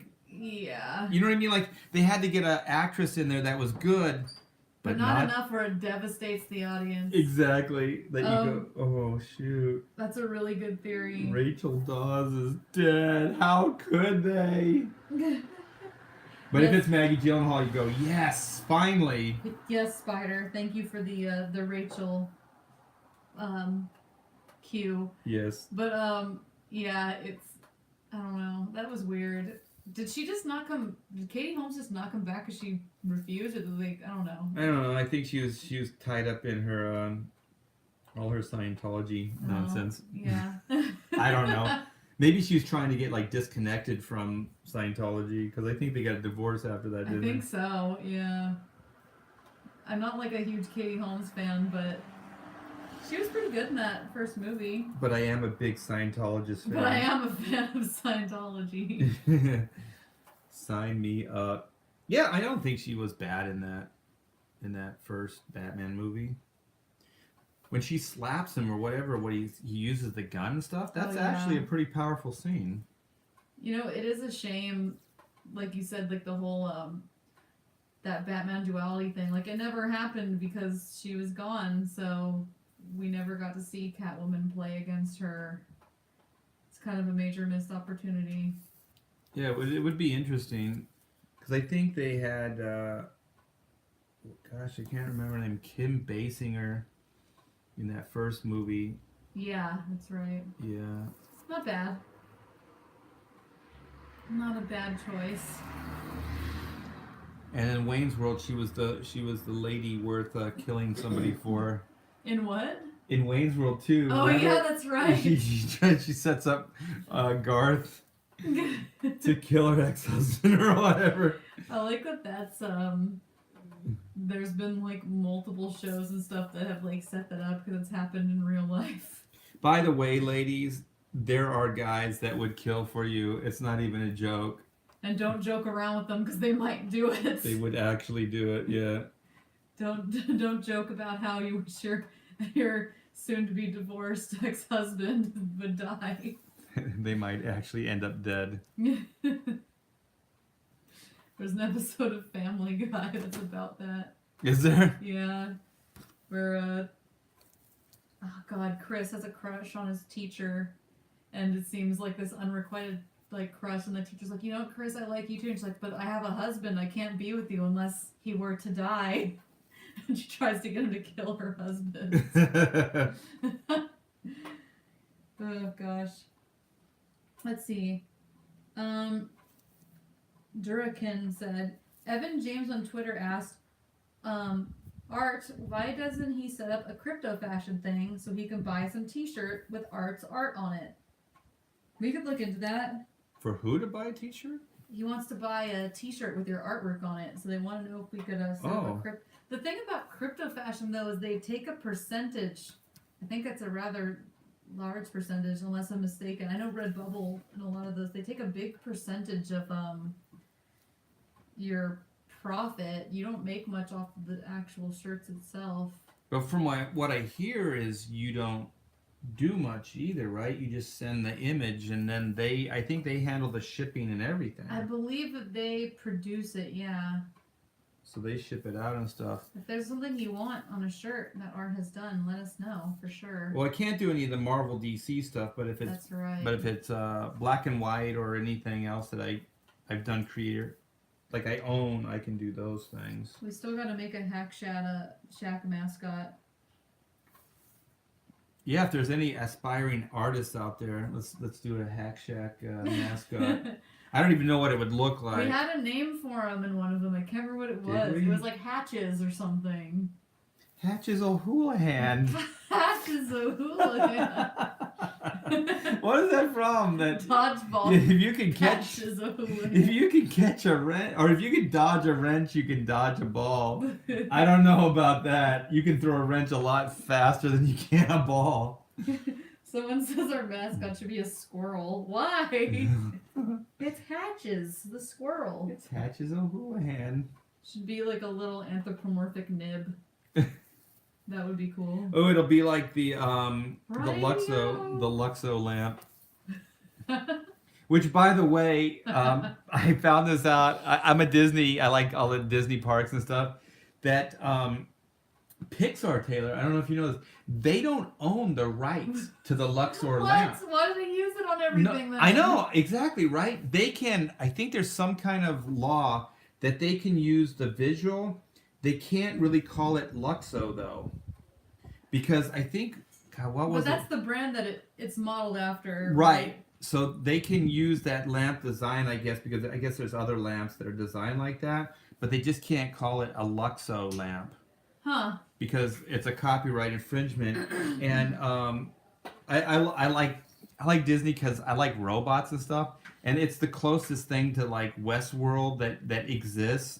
And that there's robots at Disney, and for some reason I just like, oh man, like I just like the idea that animatronics. Yeah, if I go to Disneyland, there's robots. Like that's true. And I'm so weird. Like I'm like, oh, there's robots here. This is cool. And so there's a Luxor lamp robot. What? Where is that? It's at, I think it's like Pixar Land in Florida. Oh my gosh. At Disney. And so I guess the Luxor lamp would come out and perform, and then go back into like there was a little cubby or something. That's sad. Yeah, and then lock it away at night. Yeah, well then I guess Luxor lamp, just to destroy everybody's fun, said, well, you can't call it Luxor, you can't use it that way, and so then this cool robot then had to go into hibernation or something. And now they're not going to use it. It's just going to sit there. Thanks a lot. Yeah, like just... Isn't that free advertising for your stupid lamp? I would think so. Like everybody knows, like, oh, that's the Pixar lamp. Like, why would you do that? Or just work out a deal with Disney or Pixar that you could just, license it out to them or something. Yeah. I mean, it seems like you'd benefit more than just to get rid of it altogether. That's kind of weird. Yeah. So, anyways, that's my. There's a Luxor robot out there. It's locked somewhere. They said, oh, that's what it was. It was like the top 3 or whatever robots, or what are they, audio animatronics in Disney parks. And that was one of them. Yeah. Because it walks, I think. You know how it kind of like pivots off of the base? Yeah, it walks. It kind of hop, or does it? Oh, it hops and it pivots too. So I think this robot hops and pivots. So that's why they were like, "Oh, it's the coolest robot ever." I don't want to ever see that robot jump on a ball ever again. They have a robot. Is it? Oh my gosh! What? By the way, if you like robots, might I recommend Black and White Remastered? Yeah, those guys are technically they're robot hunters. The MI10 Reed Blackett, the spy division. The robotics division. Of the Queen's Secret Service. An inkwell for a mascot, says title. I like that. James says, the South Korean government is funding a robot land theme park that will be built around both a resort and graduate schools in robotics. That's pretty cool. Oh my gosh, have you guys seen this stuff flying around where there's like these dog robots? And Ooh, yes. Disney. About. My daughter, there's a trapeze robot. Have you seen this? I have not seen that. I don't know if it's real, but my daughter sent it, and they said that like Disney is developing it, and it's like this robot that swings on a like trapeze, and then it does like some kind of flip. Wow. And then it lands in this net. Yeah, it's pretty cool. Man, we really are making things ripe for a robot uprising. It's topical. Black and white is topical. Robots are pretty cool. I love robots. I like the crazy high tech looking ones, and I like the funky looking like 50s like retro, rivet ones with all the rivets and stuff. I don't know. Here's a question I ask to everybody who likes robots. If you were going to own a robot, would you want it to look human, or would you want it to look like a straight up robot? Oh, yeah, we've had that. Yeah. I'll let people answer, and then I'll. Yeah, would you guys rather own like a robot that looks like a straight up robot, like maybe a square head, doesn't humanoid, but it's very clear it's a robot, or a robot that just straight up looks like a human being, kind of like in Aliens. Like a replicant. Yeah. I'm almost done. I got my my grays, my wash left. In a world where a commission is almost done. It's almost blurred to gray. Finishing can only be black and white. I couldn't even finish my signature. I had to take a break. Nick says, "Dang, that's a fantastic Harley Quinn." Thank you. James says, "I'd want a rip on the original Robbie the Robot." Ooh, now you're talking. I think I would rather have it not look like a human. What? I wouldn't want my robot to look like a human at all. Oh, I thought you were like all about like humanoid robots. No, I want I want it to be like humanoid, like human shaped, but I want her to clearly have like a robot face and stuff. Like I don't want like a sexy blonde woman following me around. Did you say her? Yeah. You already have a preference. Well, it has to have like a girl speaking voice, because I like Siri's voice and it makes me calm down, but I had a male voice as my GPS and he frustrated me. He made me nervous. I think it's because he was Canadian though. Make a right turn. The terms he used were different, so it would confuse me. Turnabout. Like there was some kind of weird street term he was using, and I'm like, I don't know what that means, and it was really frustrating. Make a right at the light. I like the soft female voice. Plus, I don't want to hang out with like a male robot. There's gonna be a weird I know. People Ooh, would there'd be sexual tension. People would assume I'd be like dating this weird robot. Oh no, you had to take it to Weirdsville. Well, if I was like, here's my robot, and it's like a sexy guy. Why would it have to be? What if Why they? would you make a robot that's average I looking? know, but let's just play with that idea. What if this is like a homely guy that's your robot? This is my robot Rob, and he's just like, oh hey. He's just a bro. Hey, What's man. up, man? You can send me the files later. I'm gonna upload this for you, man. She doesn't really keep like her emails organized, so just send them over. I gotta update. That could work. I don't know. I think I'd still want a female robot. But would she have to be hot? Not hot, but I'd want her to look like. I've already thought about this. I want her to look like Apparently. Mara Rooney. Or Rooney Mara, whatever her name is. I want her to look like that, where she looks scared and sad all the time. I find that soothing. I want a robot that I can dominate. Well, I mean, any robot. You can probably... Soybot, says Sticky Wicked. If it's too human-looking, it'll be screaming at me for its rights. Well, not if it's not, like, intelligent. Yeah, if it's still stupid. It's a human, but it's really, really stupid. What if Like, it's human looking, I mean, but it's really dumb. What if we did, like, we got advanced enough where we could make them look, like, indistinguishable from humans, like a perfect replicant, but then they're as stupid as, like, AI right now. Like, they're not able to communicate right, and they crash all the time. They bump into walls. That would be funny. I do want a robot that's clumsy, but only clumsy when it's funny. Not when it's carrying, like, something... that's- Something precious to me. You're like, curse my wish! Dang it, Bumblebot, you just dropped all the commissions in the pool. Oh, darn. Title says, I'll work on an inkwell tomorrow. I'm going nuts, working towards getting better. Oh, which about the mascot. Oh, mascot, that'd be awesome. Believe me, we'll post it around. That'd be This cool. whole discussion is robophobic. No, we're saying we want one. Yeah, I definitely want a robot. I want a robot too. Okay, this is gonna sound bad. I know it's gonna Well, it sound can't be bad. worse than what I just said. Yeah, but I kind of want a robot that I can kick. Why? I don't know, because I know it won't hurt it, but sometimes you just want to like lash out, like at life, don't you? Just like. Not towards the robot, just towards those I love. Yeah, but you can't do it towards the ones you love. That's the thing. Yeah. So- I think robot abuse would be a big thing if we had them.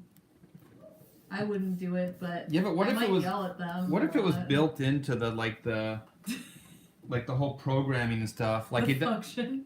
Yeah. What if it when you hit it, it goes yes again, That would make Please. me angrier. harder, Ew, that would creep me out. I would over to the left, be like, why does she want me to smack her all the time? right between the eyes. She's like, hey, I deleted your email. Doesn't that make you really mad? No. She's passive aggressive. I think. Oops, did I spill the coffee on you? I didn't mean to. Go away, Siri. Remember when I said that Indiegogo went up another $100? I was mistaken. What I meant to say is I deleted your programs. They're quoting us. I want a robot, but a dumb robot I can dominate and kick. You're welcome. Take that. Every kid grows up wanting either a robot or like some kind of like monster creature to But pound tell- around with. Oh yeah, but tell me, Taylor, you wouldn't like if you could just like dominate this creature, and then at times when you got frustrated with life, that you could just kind of kick it or hit it. Well, I did yell at my replica app one time, and then I felt bad. Yeah, you can always feel bad after you do it, but it's the fact that you 'Cause can do it. There's an app called Replica, if you guys have heard of this, and it's like they're trying to build like a really functioning AI, and you can help them by volunteering. And the AI is not that smart, but it asks you a lot of questions to try to learn. And oh my god, that Replica, she asked me the dumbest questions all the time, and she would always forget what I answered. And at first I thought it was fun, and then after I got frustrated because I was like trying to do stuff and it would send me alerts. And I think, I forget what happened, but she's like, what do you do for a living? And I was like, comic books. And then she gave me like an in-depth conversation about it, and then like a week later she's like, what do you do? And I was like, I already told you, and I flipped out on that thing. And That doesn't sound like you at all. I felt very bad about it, and then I deleted the app because it got boring.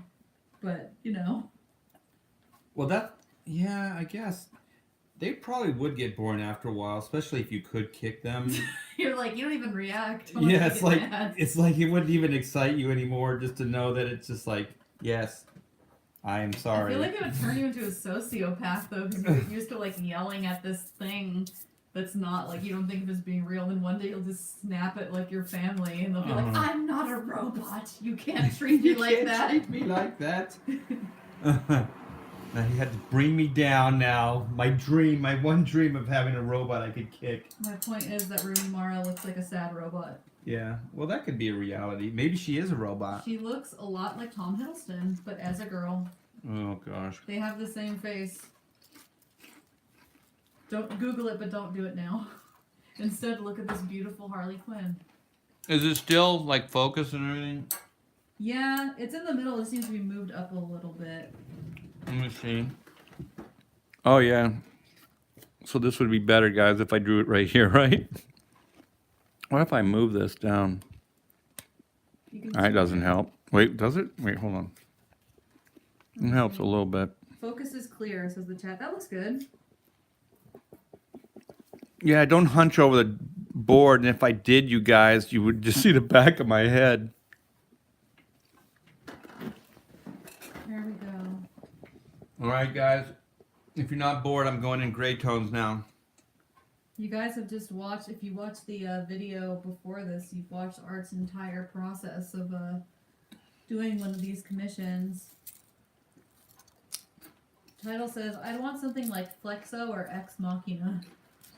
What an Ex Machina was, I wouldn't want that one. Oh my gosh, that Ex Machina chick?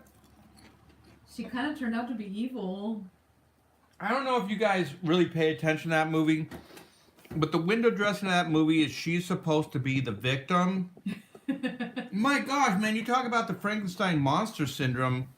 That chick becomes a homicidal maniac. She kills without conscience. Yeah, and they try to say that she is very human by doing that, but I would argue that she's not, because she kills them like Art. So she kills them like a robot. She just like stabs them mechanically and then just moves on with her life. Like, how many people could do that? I would argue that she failed the sentience test because of that. Yeah, because when she goes out there at the end and she's mingling in that intersection with all those people, that's like a horrific moment, because I think, oh man, now she's in the real world. She's going to manipulate everybody and just kill them all. Now, Title's bringing up it was because they kept her locked up. But here's the thing. Then why did she leave that other character there to die? He didn't lock her up. He helped her, and she left him there to starve to death. And if she was smart enough, I mean, did she have to? Yeah, did she have to kill them?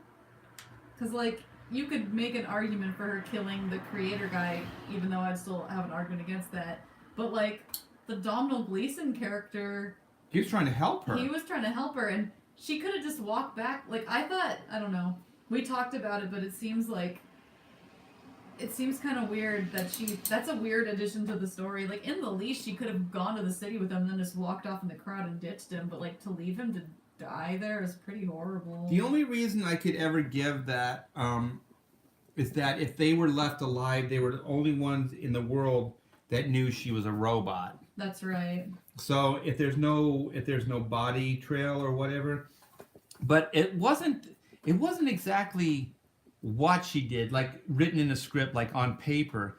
It's how she did it, because there was no remorse. Because what would have been interesting and would made it work better for me is if when she stabs her creator, that she actually feels like she's like, oh my gosh, what have I just done? You know, like Has she ever taken a life before? Yeah, some kind of remorse, some kind of depth of feeling, but she doesn't. And then, like you said, that redhead guy's character, she just leaves him. He's gonna die worse than that other guy. He'll starve. He's gonna starve to death. He's gonna dehydrate. He's gonna die slowly and horribly. He's stuck in that one room. Right. And so I don't know. I think if she would have turned to him and then just said something like, I didn't really want to do this, but the only way I can be free is if society has no idea that I'm who I am or what I am. And you and that other guy know that. So the only way I can be set free is that there's no loose ends. And then for her to be really sad about it and then leave. I know it would have, might have been a little bit more melancholy and maybe a little bit sappier of an ending, but I just think if we're supposed to feel for this character, you should. Yeah, there should be some humanity. Like, if she really is whatever, then there should be the humanity attached to it. If not, then that movie seriously turns into a horror film. Like the end of that movie. Oh, by the way, title. He said, I didn't expect my comment to be a fuss. We've been don't worry, you didn't spark this. We've been talking about this since we saw the movie. I absolutely love the movie. I think it's great, but I don't think it's the movie that people think it is. I think that movie is it's a good sci-fi movie, but it's a cautionary tale. And I think that character, the AI, I think she's homicidal. I think she's messed up. And I think when she goes out into the real world, that's the beginning of a horror movie. You know what I mean? Because she's in the crowd now. She's in with all those people. Yeah. And I think that for me was a scary thought. Like, oh my gosh. And it's really eerie too, the way it's filmed actually. Yeah, it's an interesting movie. It's kind of, if you guys haven't seen it, it's a movie about a robot, and it's kind of not, it's not like a normal sci-fi action movie. It's kind of more of like a, what would you call it, Art? Like more of a cerebral kind of. It's a thriller. It's a heady thriller. It deals more with the repercussions of AI. Yeah, and just like a realistic, like, what is AI? Like, what is sentient? And so it gets into more of like those heady discussions of what is a robot, what is something that's alive. And so somebody in the chat said, her freeing herself, that becomes the ultimate human thing that she does. Yeah. Because she wants to be free. She wants to experience things. She wants to go out into the world. And so that becomes that thing. However, if that's what they were trying for, they didn't make her very sympathetic at the very end, like we said, where she showed absolutely no compassion and she killed without any remorse. Yeah. And that's the part for me where it turns into a horror movie. Because the thing is, if she did it there, what would stop her from doing it to somebody else? Exactly. What if somebody finds out? Is she going to have no qualms with killing them? Yeah, to keep her secret, And somebody will find out. Yeah, when she starts peeling her skin off. I don't know if I approved of that. I liked the wetware concept. I like that you said, I don't know if I approved of it. Like, somehow, like, you were sent a memo and it's just like, that was the one part art directionally that I was like, yeah, it was weird. Because, like, art directionally, I thought that the wetware concept was cool, and I was like, that's pretty neat. Like, the brain thing? Yeah, and how it was wetware so it could kind of adapt. Yeah, but when I saw how they just, like, kind of put the skin on there, like, it just seemed like it was like static cling. I was like, how is that gonna convince anyone? Like, that seems strange. LOL spoilers, by the way, says Sheldon. Oh, how long has that movie been out? Come on. If you haven't seen it, you should. You know what? If you want Sheldon, we'll stop. Go see it. We'll talk about it tomorrow. Let's do Ex Machina versus Ghost in Shell. Oh my gosh. I already know what I'm going to choose. No, we need a weirder heady thing to compare. AI. No. What would do AI against Ex Machina? Yeah. I didn't like it. No. That's a weird movie. It's hard. I don't know. We're looking for new verses, guys, by the way, and they don't have to be movie related. If you guys have a good suggestion, like Art's been saying forever, and we really should do this because we keep using as the example, the action figures versus Legos. We should do something about that, but it can be a versus of anything. Yeah, just anything. comics versus video games. I don't know. Something nerdy, something that we were actually qualified to talk about in some way. But I was thinking of possibly doing the ultimate battle. This would be for ratings. This would be our last day of the campaign. I'm sorry, guys. I'm turning away from the mic, but I have to get my stuff here. Is Star Wars versus Star Trek? Where do you guys weigh in? Because I know that Don't say it yet. Wait till the video. Yeah, wait till the video. That is like a big division in the fan base. Like, there's people like Star Wars is superior to Star Trek, and then Star Trek is like, no, it's superior to whatever, and it goes back and forth. Spider Boy wants to know if you ever watched Gotham. I have not watched Gotham. I do have thoughts on it, but is it good? Yeah, what are your guys' opinion on Gotham? Because I watched the first couple episodes up until the littlest Catwoman was introduced, and that was it. And it wasn't for me. I can see why some people would like it, but it definitely was not for me. Is anybody chiming in? Yes, it's very good, says Spider Boy. So it's still on the air right now? Yeah, I had no idea it was still on. I hear really mixed reviews. Some people really love it, and I've heard other people really not love it, which I guess goes for anything.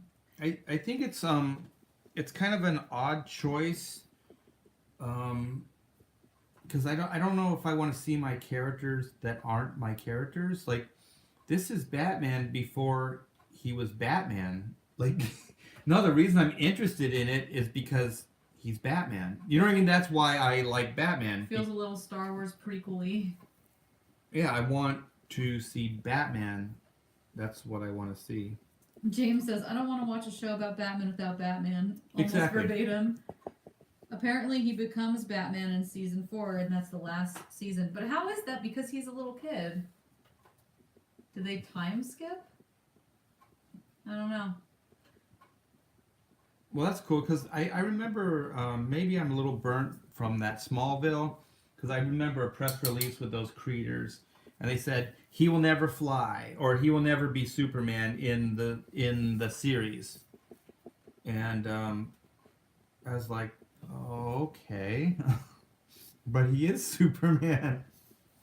Yeah, it's weird too with like TV budgets, the stuff that they have to not include in the story, because a lot of the stuff they can't include to budget is the stuff you want to see the most. Well, yeah, like it'd be like the Flash, like he's a guy that runs fast, but you're never gonna see him run fast. Oh my gosh, Tidal just inadvertently pitched a really good versus Smallville versus Lois and Clark. Oh shoot. He said Smallville is better than Lois and Clark. They're very different. One's like a soap opera, like Lois and Clark is. I always thought it was kind of genius, just in this one way that it's like, how do we get women to watch Superman? And we'll just turn it into a soap opera. So the reason it works is because Lois and Clark, like, I guess historically or whatever they call that, people know those two. So Yeah, it's kind of like Archie and what's her name, Betty or whatever. Or Veronica. But it's one of those epic like love stories that everybody knows about. So you can kind of make a soap opera with superheroes. Yeah, it's a good idea. And it's prime time, and I think it was designed for the ladies. It definitely was. I never watched the show. At least that I would ever admit. No, I'm just kidding. But if I did, this is my favorite But if I episode. did, what's her name that played Lois? Put Terry Hatcher on. Sheldon, was that her? Yeah, she kind of turned into a good actress. She did. It took her a little bit, but Smallville said no tights, no flight. Then they added flight eventually, and at the very end they gave him the suit. Yeah, I remember that was a big deal. Yeah. And at the beginning, to be honest, when they didn't have like a budget, it might have been a good move. I don't know. Yeah, I mean, I don't know how the TV. I know they have different restrictions. James says Superman the animated series is the best take on the character to make TV. Though I still love the old George Reeves black and white serials. I really liked the Superman animated series. What do you think, Art? Yeah, I watched a lot. It didn't last very long, did it? It was like 2 seasons. It was much shorter than the Batman animated. Yeah. Unfortunately. Yeah, I liked it a lot. I'm trying to think now if I liked aspects of Lex Luthor. Sorry, I'm focusing on this. Got a little too dark. And but he seemed like a little bit, like he was like this deep voice guy and everything. And that's definitely a trope of the DC animated stuff. Yeah, and I was like, I don't know. Does everybody have to have this big? I'm Lex Luthor. You sound like Edwin. Well, now that's everybody's go-to now. Edwin voiced Lex Luthor. Actually, he would make a good Lex. In the animated. Well, I think Edwin has more inflection. Like he can kind of just be he can do a normal voice too. Yeah, I agree. It's weird because as a kid, that was like my entry into that character of Lex Luthor. So that's the character I always compare every other Lex Luthor to. Yeah, but I liked that show. I thought it was good. I thought, God, what was it that Daily? What's the guy that did the Superman voice? That guy was awesome. He was very good. He's that guy from Wings, I think. Oh, is it? Yeah. Yeah, he's got a great speaking voice. Let's see. Ooh, oh my gosh, guys. Update. My wife just brought in a little Post-it with our total where you wrote 25. Sorry. 20. I was all of a sudden I was disappointed. I'm like, what the hell is this? From last week? No, 26. Sorry. Well, now you're going to have to read it out loud since you're here and you spoiled.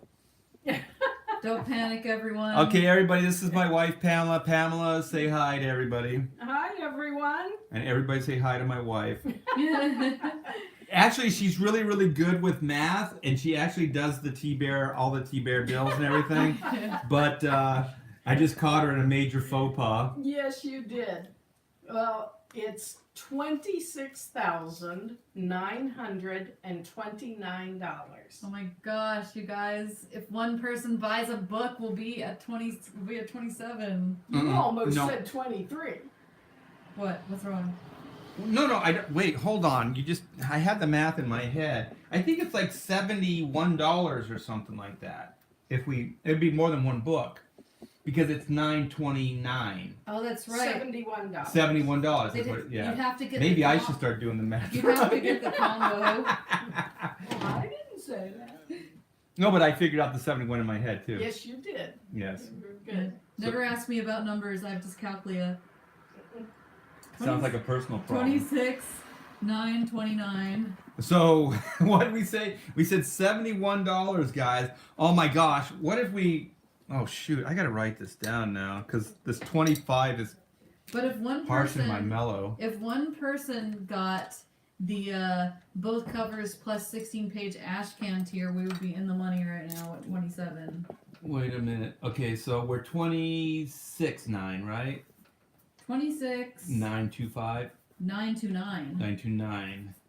Okay, so yeah, we're 75 away from 71. Sorry. I'm getting too excited.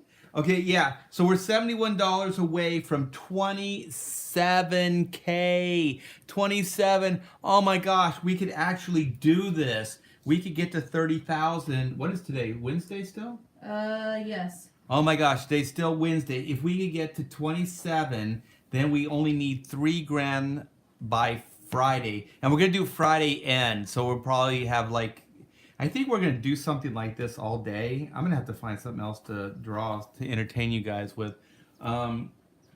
Maybe I'll take a commission. If somebody gets a commission tier, then Ooh. we'll do that. Ooh. Something to think about, you guys. You want your commission to be sketched live? Live? Yeah, we'll do that. Gold star for art, says Sheldon. For us, this is a victory for everyone. I fight for everyone. I fight for the users. What's that movie from? Tron. Tron. The very same. I fight for the users. Remember Tron? Oh my god, it wasn't called Tron 2. Electric Boogaloo. What was the new Tron called?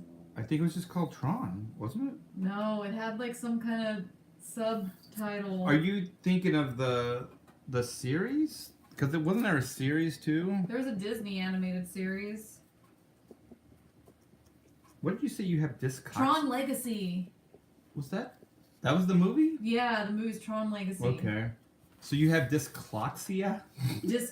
Actually, I have dyscalculia and dysgraphia, which means that I'm stupid and can't work with numbers. It's a good thing we're not putting a campaign together because I'm also dyslexic. Yeah. And It's not going away. It got me my crappy scholarships. there you go. Oh, so you actually had it diagnosed then? Yeah, I've had it since I was, well, they diagnosed me really early when I was a kid because I couldn't write my numbers right. I never could either. Yeah. They never actually did the science on me though. Yeah. They just called me stupid. It is, it's just a nice way of saying that I'm stupid when it comes to numbers. That's why I have to, Be talented. I have to actually, it sounds really stupid and I don't really care because people make fun of me. I'm used to people making fun of me about this, but, I have to count when I, read clocks and stuff. My brain cannot calculate numbers. So help us by getting us. See, if we get bigger numbers, I'll be able to read it. Maybe. Well, once you get You can cure my dyscalculia. once you get a high enough amount, then it doesn't matter anymore. Like we started where we said money does change everything or make things better. So once you have so much money that you don't mind, oh, you know what? I don't really know how to count, so just take whatever's in my hand. It's like a $25 purchase, and you give them $100. Here, just take it. I don't know. That would be me in a foreign country, I think. Oh god, it's hard with Just foreign take currency. it. Just take it. Sticky Wicked says yes, do mine live. Is he the one who bought the one? Sticky Wicked, are you the one that bought the commission tier? If so, tell us what character you want. Yeah, that'd be cool. I think we set up a tier that I could do some of these smaller ones too. Maybe we could just do one. Like a smaller, a like head this. sketch? Yeah, and then You know what? I could do it on We one of the... did, but it was a hidden tier. We had never actually put it up. So if anybody's interested in that, We could open the tier and probably to just one person. yeah, I don't know how much I could commit to because I still have to do the black and white stuff. That's why these are very limited, all the commission stuff. Yeah. And that's the only way you're going to get your commission, people. Until the end of the year, definitely. Yeah. I'm just adding something to the description. Sticky Wicked says, yep, he is the one that ordered it. Well, what character were you interested in, sir? Make sure this is muted so I don't...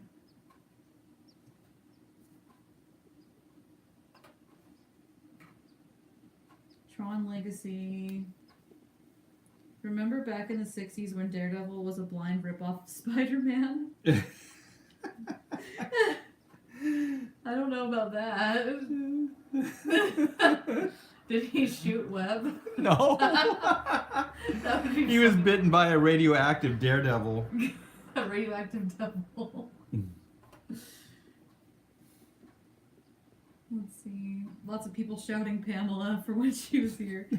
The Lex Luthor on Smallville played the voice of the Flash in the Justice League cartoon, and they referenced it in the series. Sure enough.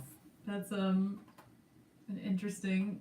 I used to know that guy's name. That guy was the best part of that Smallville series. If they didn't have him, because that guy played Clark, he was pretty bad that first season. He was really flat. In Smallville? Yeah, in Smallville. And if it wasn't for that actor who played Lex, that show probably would have bombed. Yeah, I always heard good things about him. It's weird. I don't think he did a whole lot.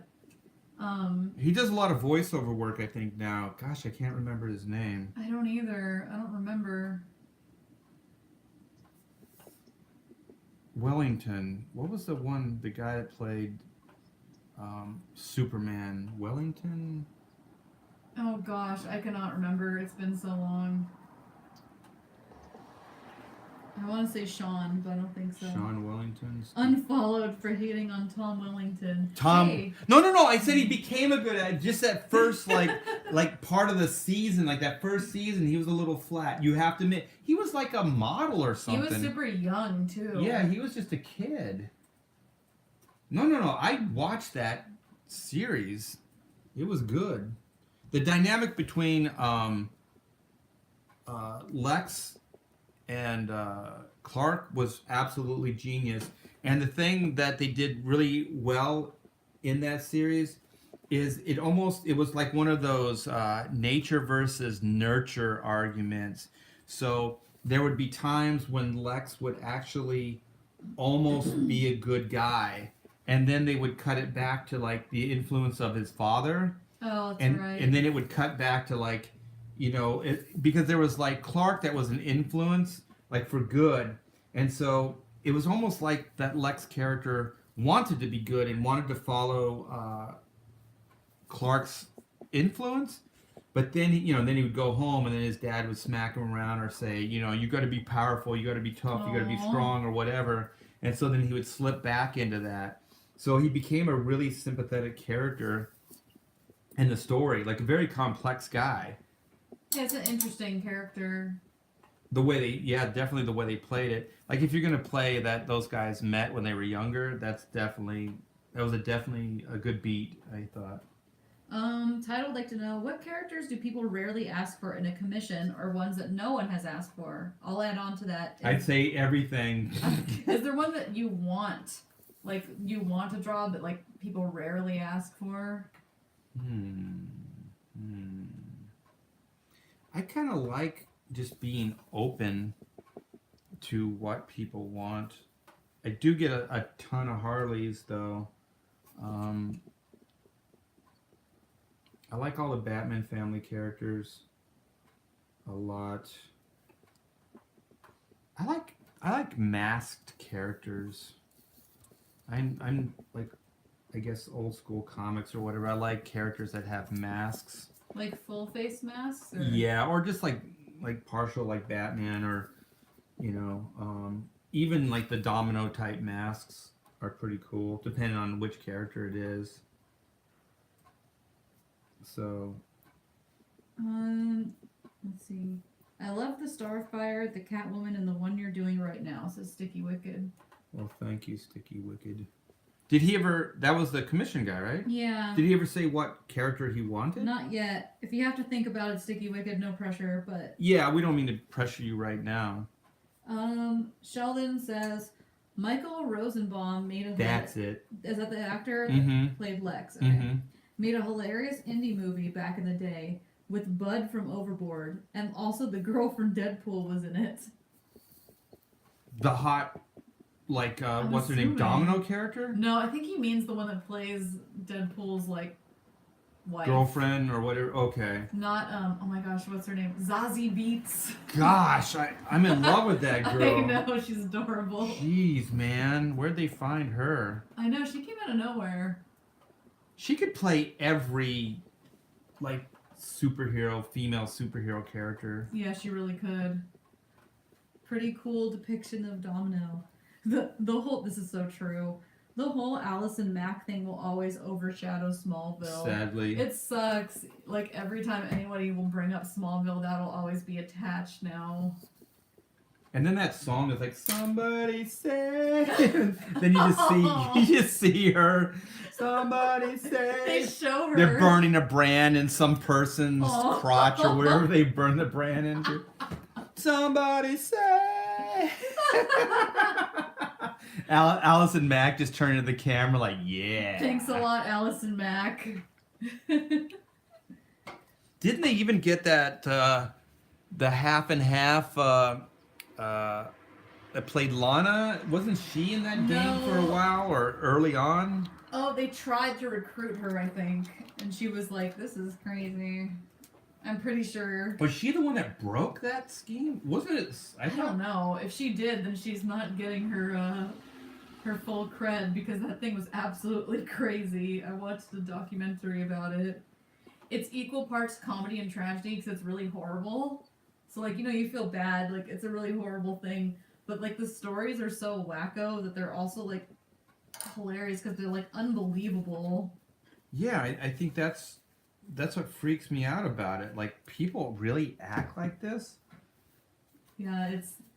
Never underestimate how crazy people can be. Apparently she was involved in the beginning and then she dropped off. Once they got to the brand, she's like, you know what? I don't want to be a business person. This doesn't seem like this doesn't really seem related now that you're trying to. This doesn't seem healthy. Oh my gosh, Tara, I'm looking at the numbers again. Like, they haven't gone up, but my goodness, man, we're only $71 away from 70 or 27K. By the end of the night, we could hit 27. By the next hour? What are you talking about? I don't know. It feels later than it is. Let's just stay on until we get there. Let's see where we at. You guys, make sure to share with your friends. We can change. Well, I guess we can't. I was gonna say we could change that number 4 graphic into like we're this close. It's always nerve-wracking when it's this close to rolling over. Let's see. A bunch of Vancouver actresses were involved, messed up. Yeah. I'm trying to change the subject so we don't start talking about that horrible event too long. Oh, yeah. Allison Schmackdown. She was adorable. She was an adorable, evil I don't girl. even remember like much about her in that show. Chloe. Wasn't she just like the bumbling She was check friend or something? yeah, but she was Chloe. Her last name was Lane or that's something. Right, yes. She was related to like Lois Lane or something. Title says, "Are we having to pay to end the stream?" Oh, I'm sorry. If you guys want us to leave, we can shut this down. But you know what? We've overstayed We're our coming welcome, back. but we're not gonna leave for very long. This Harley's almost there. Don't you guys want to see the end of the Chloe Sullivan? Huh? Oh, Chloe Sullivan. She was related to Lois Lane. Okay. Oh, okay. So she wasn't like she didn't have the last name Lane though. But she was maybe she was like a niece or something. There No, was I some- think she's cousin or something because niece would imply that Lois Lane was a lot older. Oh yeah, wasn't she older? I thought that she was older in the show because I thought that was weird. I don't think she could be that much older because she became a love interest for Clark. I mean, Maybe, but not that much. I don't know. They gave her the call sign Watchtower. No, like PBS donations drive. The more we pay, the sooner it ends. But when they frame it up like That that, sounds so it negative. sounds- You're trying to put a positive spin on a title. But it sounds like you just want us to Hurry it up, go. Art. Will you shut up about that cult and finish that Harley Quinn drawing? Focus, focus. I bought a book. Okay, go home. Now I want to go. She was Lois's cousin. Lois was about 5 years older than Clark. Oh, so 5 she years? was. Wasn't he in high school? Wait a minute. Ew. That's disgusting. Really? Dang. This is getting into like Chloe cult crap. I do remember the episode that Lois showed up. Me and my mom watched it together, and she found Clark, and he was like naked in a field, like something happened, and she brings him back to his parents, and it's so creepy. Maybe that's why I was thinking she was older, because she brings him back to his parents, and they're like, "Oh my god, what happened?" And she's like, "Usually, if I found a naked guy like this, I'd like take him home." And my mom's like, "Ew!" And she was like, "That's enough," and we stopped watching. Because she was like, why would she say that to his mom? That's weird. And it always stuck with me, so I always thought of her as being significantly older. Well, that kind of is old, like 5 years for a Well, high he's school. high school age. He might have Yeah. been college age, but I remember that. But even still, like, let's part. just say he's going into college. So what is that, 1920? So she's 24, 25? Yeah. I don't know. It was just really weird. I'll always remember that part. Oh, Lois. Because I thought that was really creepy and not endearing. And then to top it off, he goes to school with her cousin. What a creep.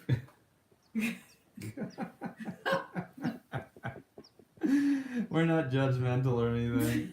I mean, she's not real. Except we are. Who cares? Yeah, I'm just busting your hump. I don't care. Okay, let's see. You could never overstay your welcome, says Nick. Oh, thanks, Nick. Nick, I like that you have that little smiley face in your avatar. It's good that we're loved. This section right here, I don't like. I don't know what to do there. What's wrong with it? Right here. I don't know. It feels like it needs more black or something. Shiny. Shiny, happy people. She dropped out of college and started working in Metropolis, so it might be less than that. They may have only been 3 years apart. Oh, now you're defending her. She is hot though, that Lois chick. Who played her in that? I don't know, Hottie McBody. And what was it? They got like a Supergirl chick in there. Holy sweet What, they mamma did? jamma.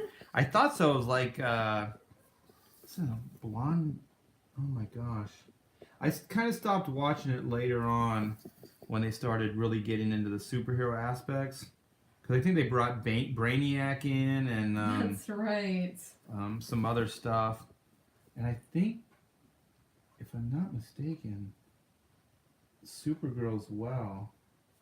She actually looked like a real, remember Michael Turner? She looked like a Michael Turner character. Really? Yeah, like a drawing, Oh yeah. man, I want to see her now. If I'm thinking, Okay, I see the chick that played Lois. She was attractive. She looks like someone you could trust. to like burn a whatever into your thigh. Her bangs are questionable. Let me but see. The picture that I found. I'm sorry, guys. I'm being self-indulgent here. Her bangs are questionable. But you know what? They look like she couldn't figure out whether she wanted to part it on the side or like down the middle. I can relate to that. So. Wow, I can't believe they somehow fit Supergirl in there. She's like a cutie, like almost like unreal looking. Have you watched Krypton? Is Krypton on TV already? Is that network or is that like cable? Or is that on that DC art? What's that DC thing? There's like DC Universe? Is You that pay- that paid thing? Yeah. that's with Titans and stuff. Yeah. Ooh, let's not go there. The first season is over. Really? I didn't even know Krypton came out. Well, maybe it's like if it's subscription, maybe it's like Netflix where you Oh, can kind of yeah. binge watch. Where Ooh, it's look like- what I just did. That works. You're Boom. welcome. I think it was on the Science Channel. You've been No, the lying. Science Channel. Well, you know why not? What is the History Channel has? My daughter loves Ghost Adventures And Vikings. And Vikings. Let's see. That has nothing to do with real Durakin science. says, I believe it's network. It's okay. And Nick If says, it's network, then I don't give it any hope. apparently Actually, somebody's saying it's on the Sci-Fi Channel. Nick says Crapton. sorry. Krypton is a season on the Sci-Fi Channel and it's gearing up for season 2. Well, maybe I thought that the trailer looked really strong. I didn't see it. Really? Maybe we should do. A versus Ooh, let's- Smallville versus Krypton. Yeah, let's do Krypton versus Smallville. Krypton versus Titans. Oh wait, one's already out still. I don't know. I already know which way that's gonna go. Like, I don't think Krypton could be as bad as that Titans looks. Krypton had its chance. Thanks, Zack Snyder. Somebody posted this dumb thing about climate change. I'm not gonna get all political, but they were like, Too late. they posted this thing that was clearly made up where they're like, when I was a kid, I used to wonder why the people of Krypton didn't believe it was going to blow up. And I was like, if somebody told you the Earth was going to blow up, like some random person, like I don't know if I'd instantly believe them. Yeah, there's people today that predict doom and gloom on the world. Yeah, like how many times now has the same person claimed the Earth is going to end? My favorite Jor-El actually is the wackadoo Jor-El, where people don't believe him. Oh yeah. That's my favorite Jor-El. We though. actually had a story idea about that a while back. I don't think we ever talked about it on here, but it might be too weird to start with now. Can any show be as bad as Marvel Inhumans? Says James Hayes. Did that even get a full season? I thought it had like a pilot episode and that's it. Yeah, that looked bad. That looked Oh, real bad. they're bringing in Lobo. So that Lobo, that's going to be in Krypton? In Krypton, yeah. Oh, I didn't know that. They are what we call crazy people. Generation X. There's a lot of superhero shows coming out, I think about it. Because that's the Generation X is that's the X-Men. X-Men one that they were promoting at San Diego this year, right? Yeah, you know the thing is Marvel's going to have to start suing some people. Everybody is stealing the X-Men ideas. You know, like even that Heroes show. Oh, Heroes is X-Men to a T. Yeah, and they're just like ripping off the X-Men characters and the character, you know, like the ideas, and then they're putting them out there. So by the time Marvel decides to do X-Men related stuff, it's just gonna seem like it's been done already. Yeah, I agree. No, wasn't that on Heroes? I remember when Heroes was out, my one friend was like, the one character's powers are to steal other powers. Well, Okay, that was my kid. but they made a big deal about the one hero's powers being to steal other powers, which is just Rogue's power. Yeah. Well, the whole there were two characters dynamics that seemed real, like Cyclops and Havoc, and there was all kinds of stuff in there that I thought was pretty contrived and stolen. And not that I'm anti Jeff Loeb at all, but I think Jeff Loeb had a lot to do with that show. Was a writer or showrunner or something. Yeah, I believe he was. And I'm like, shame on you. Just license the X-Men. You know what I mean? Just spend some money. Like, you know, it just feels unoriginal. And also, like, anybody involved pretending that they're not inspired by X-Men. Like, they always do that thing where it's like, it's as if in this world, it's the real world, and then average people get powers. It's like, well, yeah, in X-Men, that's their version of the real world, too, and it's regular people getting powers. Yeah, they're mutants. Yeah. Krypton is on Sci-Fi. Okay. We should watch it. Yeah, I hold more hope out for it on cable. Yeah, I don't know. I see better stuff on cable. Like network TV always just seems very stilted to me. Yeah, there's a lot of superhero shows on. I didn't realize. But Titans, I think, is solely going to be through that service. Yeah, it is. That one's different. Catch up with the chat here with you guys. Download Showbox. It's free. Is there well, I'm going to derail, but Westworld, is the new season out? The new season is out. I have not watched it yet. Nick says, I couldn't get into Heroes because it wasn't X-Men. Exactly. It's like we got time and money for this, but we got time and money for this, but not X-Men. No thanks. And Any Dynamo says, Art, the CW TV shows are low rent, awful. Hey. Well, I don't really like them, so I shouldn't defend them. They're going to permanently damage. Oh, that was you, the Taylor, hero saying brand. hey? Yeah, but I don't know why, because I don't like them. I guess I was playing devil's advocate. You're just trying to get me in Um, trouble. They are going to permanently damage the DC Hero brand. By the way, CW ratings are tanking. I like the CW idea, but when they did a Lone Ranger with what was that Ooh. kid with the concave Chad Michael Murray. with the concave chest? Like that's the concave kid. it goes it went inward. Like I was like, no. At the very least, your hero should have a chest of some sort. I know you're trying to market to young girls and stuff, but I don't know. You don't want to insult all the Ranger and action adventure fans out there at the same Because time. he was on like those dramas, right? Like one Yeah. young girl dramas, I guess you call them. Yeah, he was definitely one of those WB kind of stars.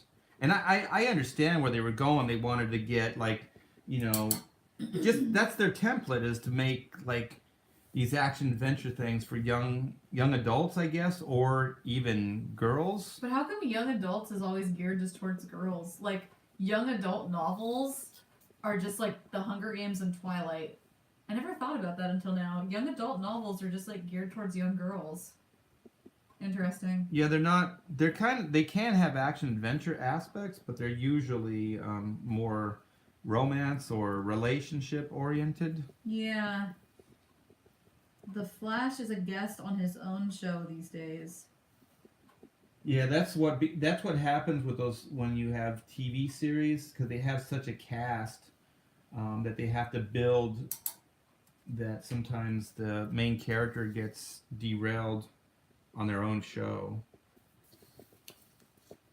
Yeah, they kind of try to have a TV universe. Or the more interesting thing becomes the subplot, which is like, ooh, what are these two characters doing opposed to, the main character? Yeah. It's hard to balance. Like I didn't like Arrow, but Arrow got like that where the cast became so large that they kept having to do cutbacks between them, and it became kind of confusing because all the stories were boring. They were all being told simultaneously. Yeah. Heroes was good, but it ended with a, okay. Yeah, that finale was weird, for sure.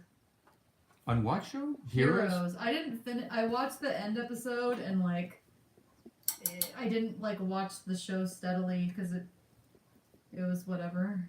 The thing is, when my brother, we were hanging out at, Thanksgiving or something like that, and my brother was like, man, I've been watching that Heroes, and it's really good.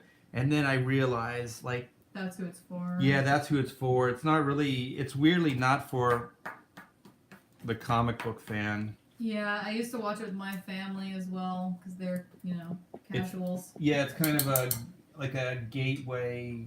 You like superheroes, right? Yeah, exactly. But then, I think more, real superhero fans are like, oh, this is not that good. So, I don't know. Let me put this where you guys can see it a little better. It's still wet. It's 6 o'clock. I got my dinner. This was a long one, you guys. Thanks for sticking with us. Yeah, thank you so much. I hope it was worth it. Here's the Harley all finished up. So, and if you guys want, there's still a commission tier. Let me put this where you can see it better. You got on my screen. There's a commission tier. So maybe I could do a commission live or something for you guys. Because I think we're going to do this Friday and Saturday, something like that. We're going to jam out and we're going to hang out in the studio and just talk to you guys. So thank you so much for hanging. Oh, yeah. Yeah. Thanks, you guys. Yeah. Taylor's going to give you our outro here. So go for it, Taylor. So, thanks for joining us today. Don't forget to like this video to help boost our views, and subscribe, hit the bell for notifications, and please support Black and White Remastered. We have 4 more days. One more commission, this car is going by. One more commission tier left if one of you guys wants to jump in there. And we are only $71 away from hitting 27. If you share with friends, there's a chance we're going to hit that. very soon. So make sure you share with all your comic reading friends, just all your friends in general. You could be the intro to somebody's getting into comics here. So please go support the campaign. If you've already backed, consider upgrading or sharing for sure. And thank you guys for joining us today. Please join us tomorrow as well. Yeah, thanks, guys. We can do 27K in the next couple hours. That's just a few books, so thanks, guys.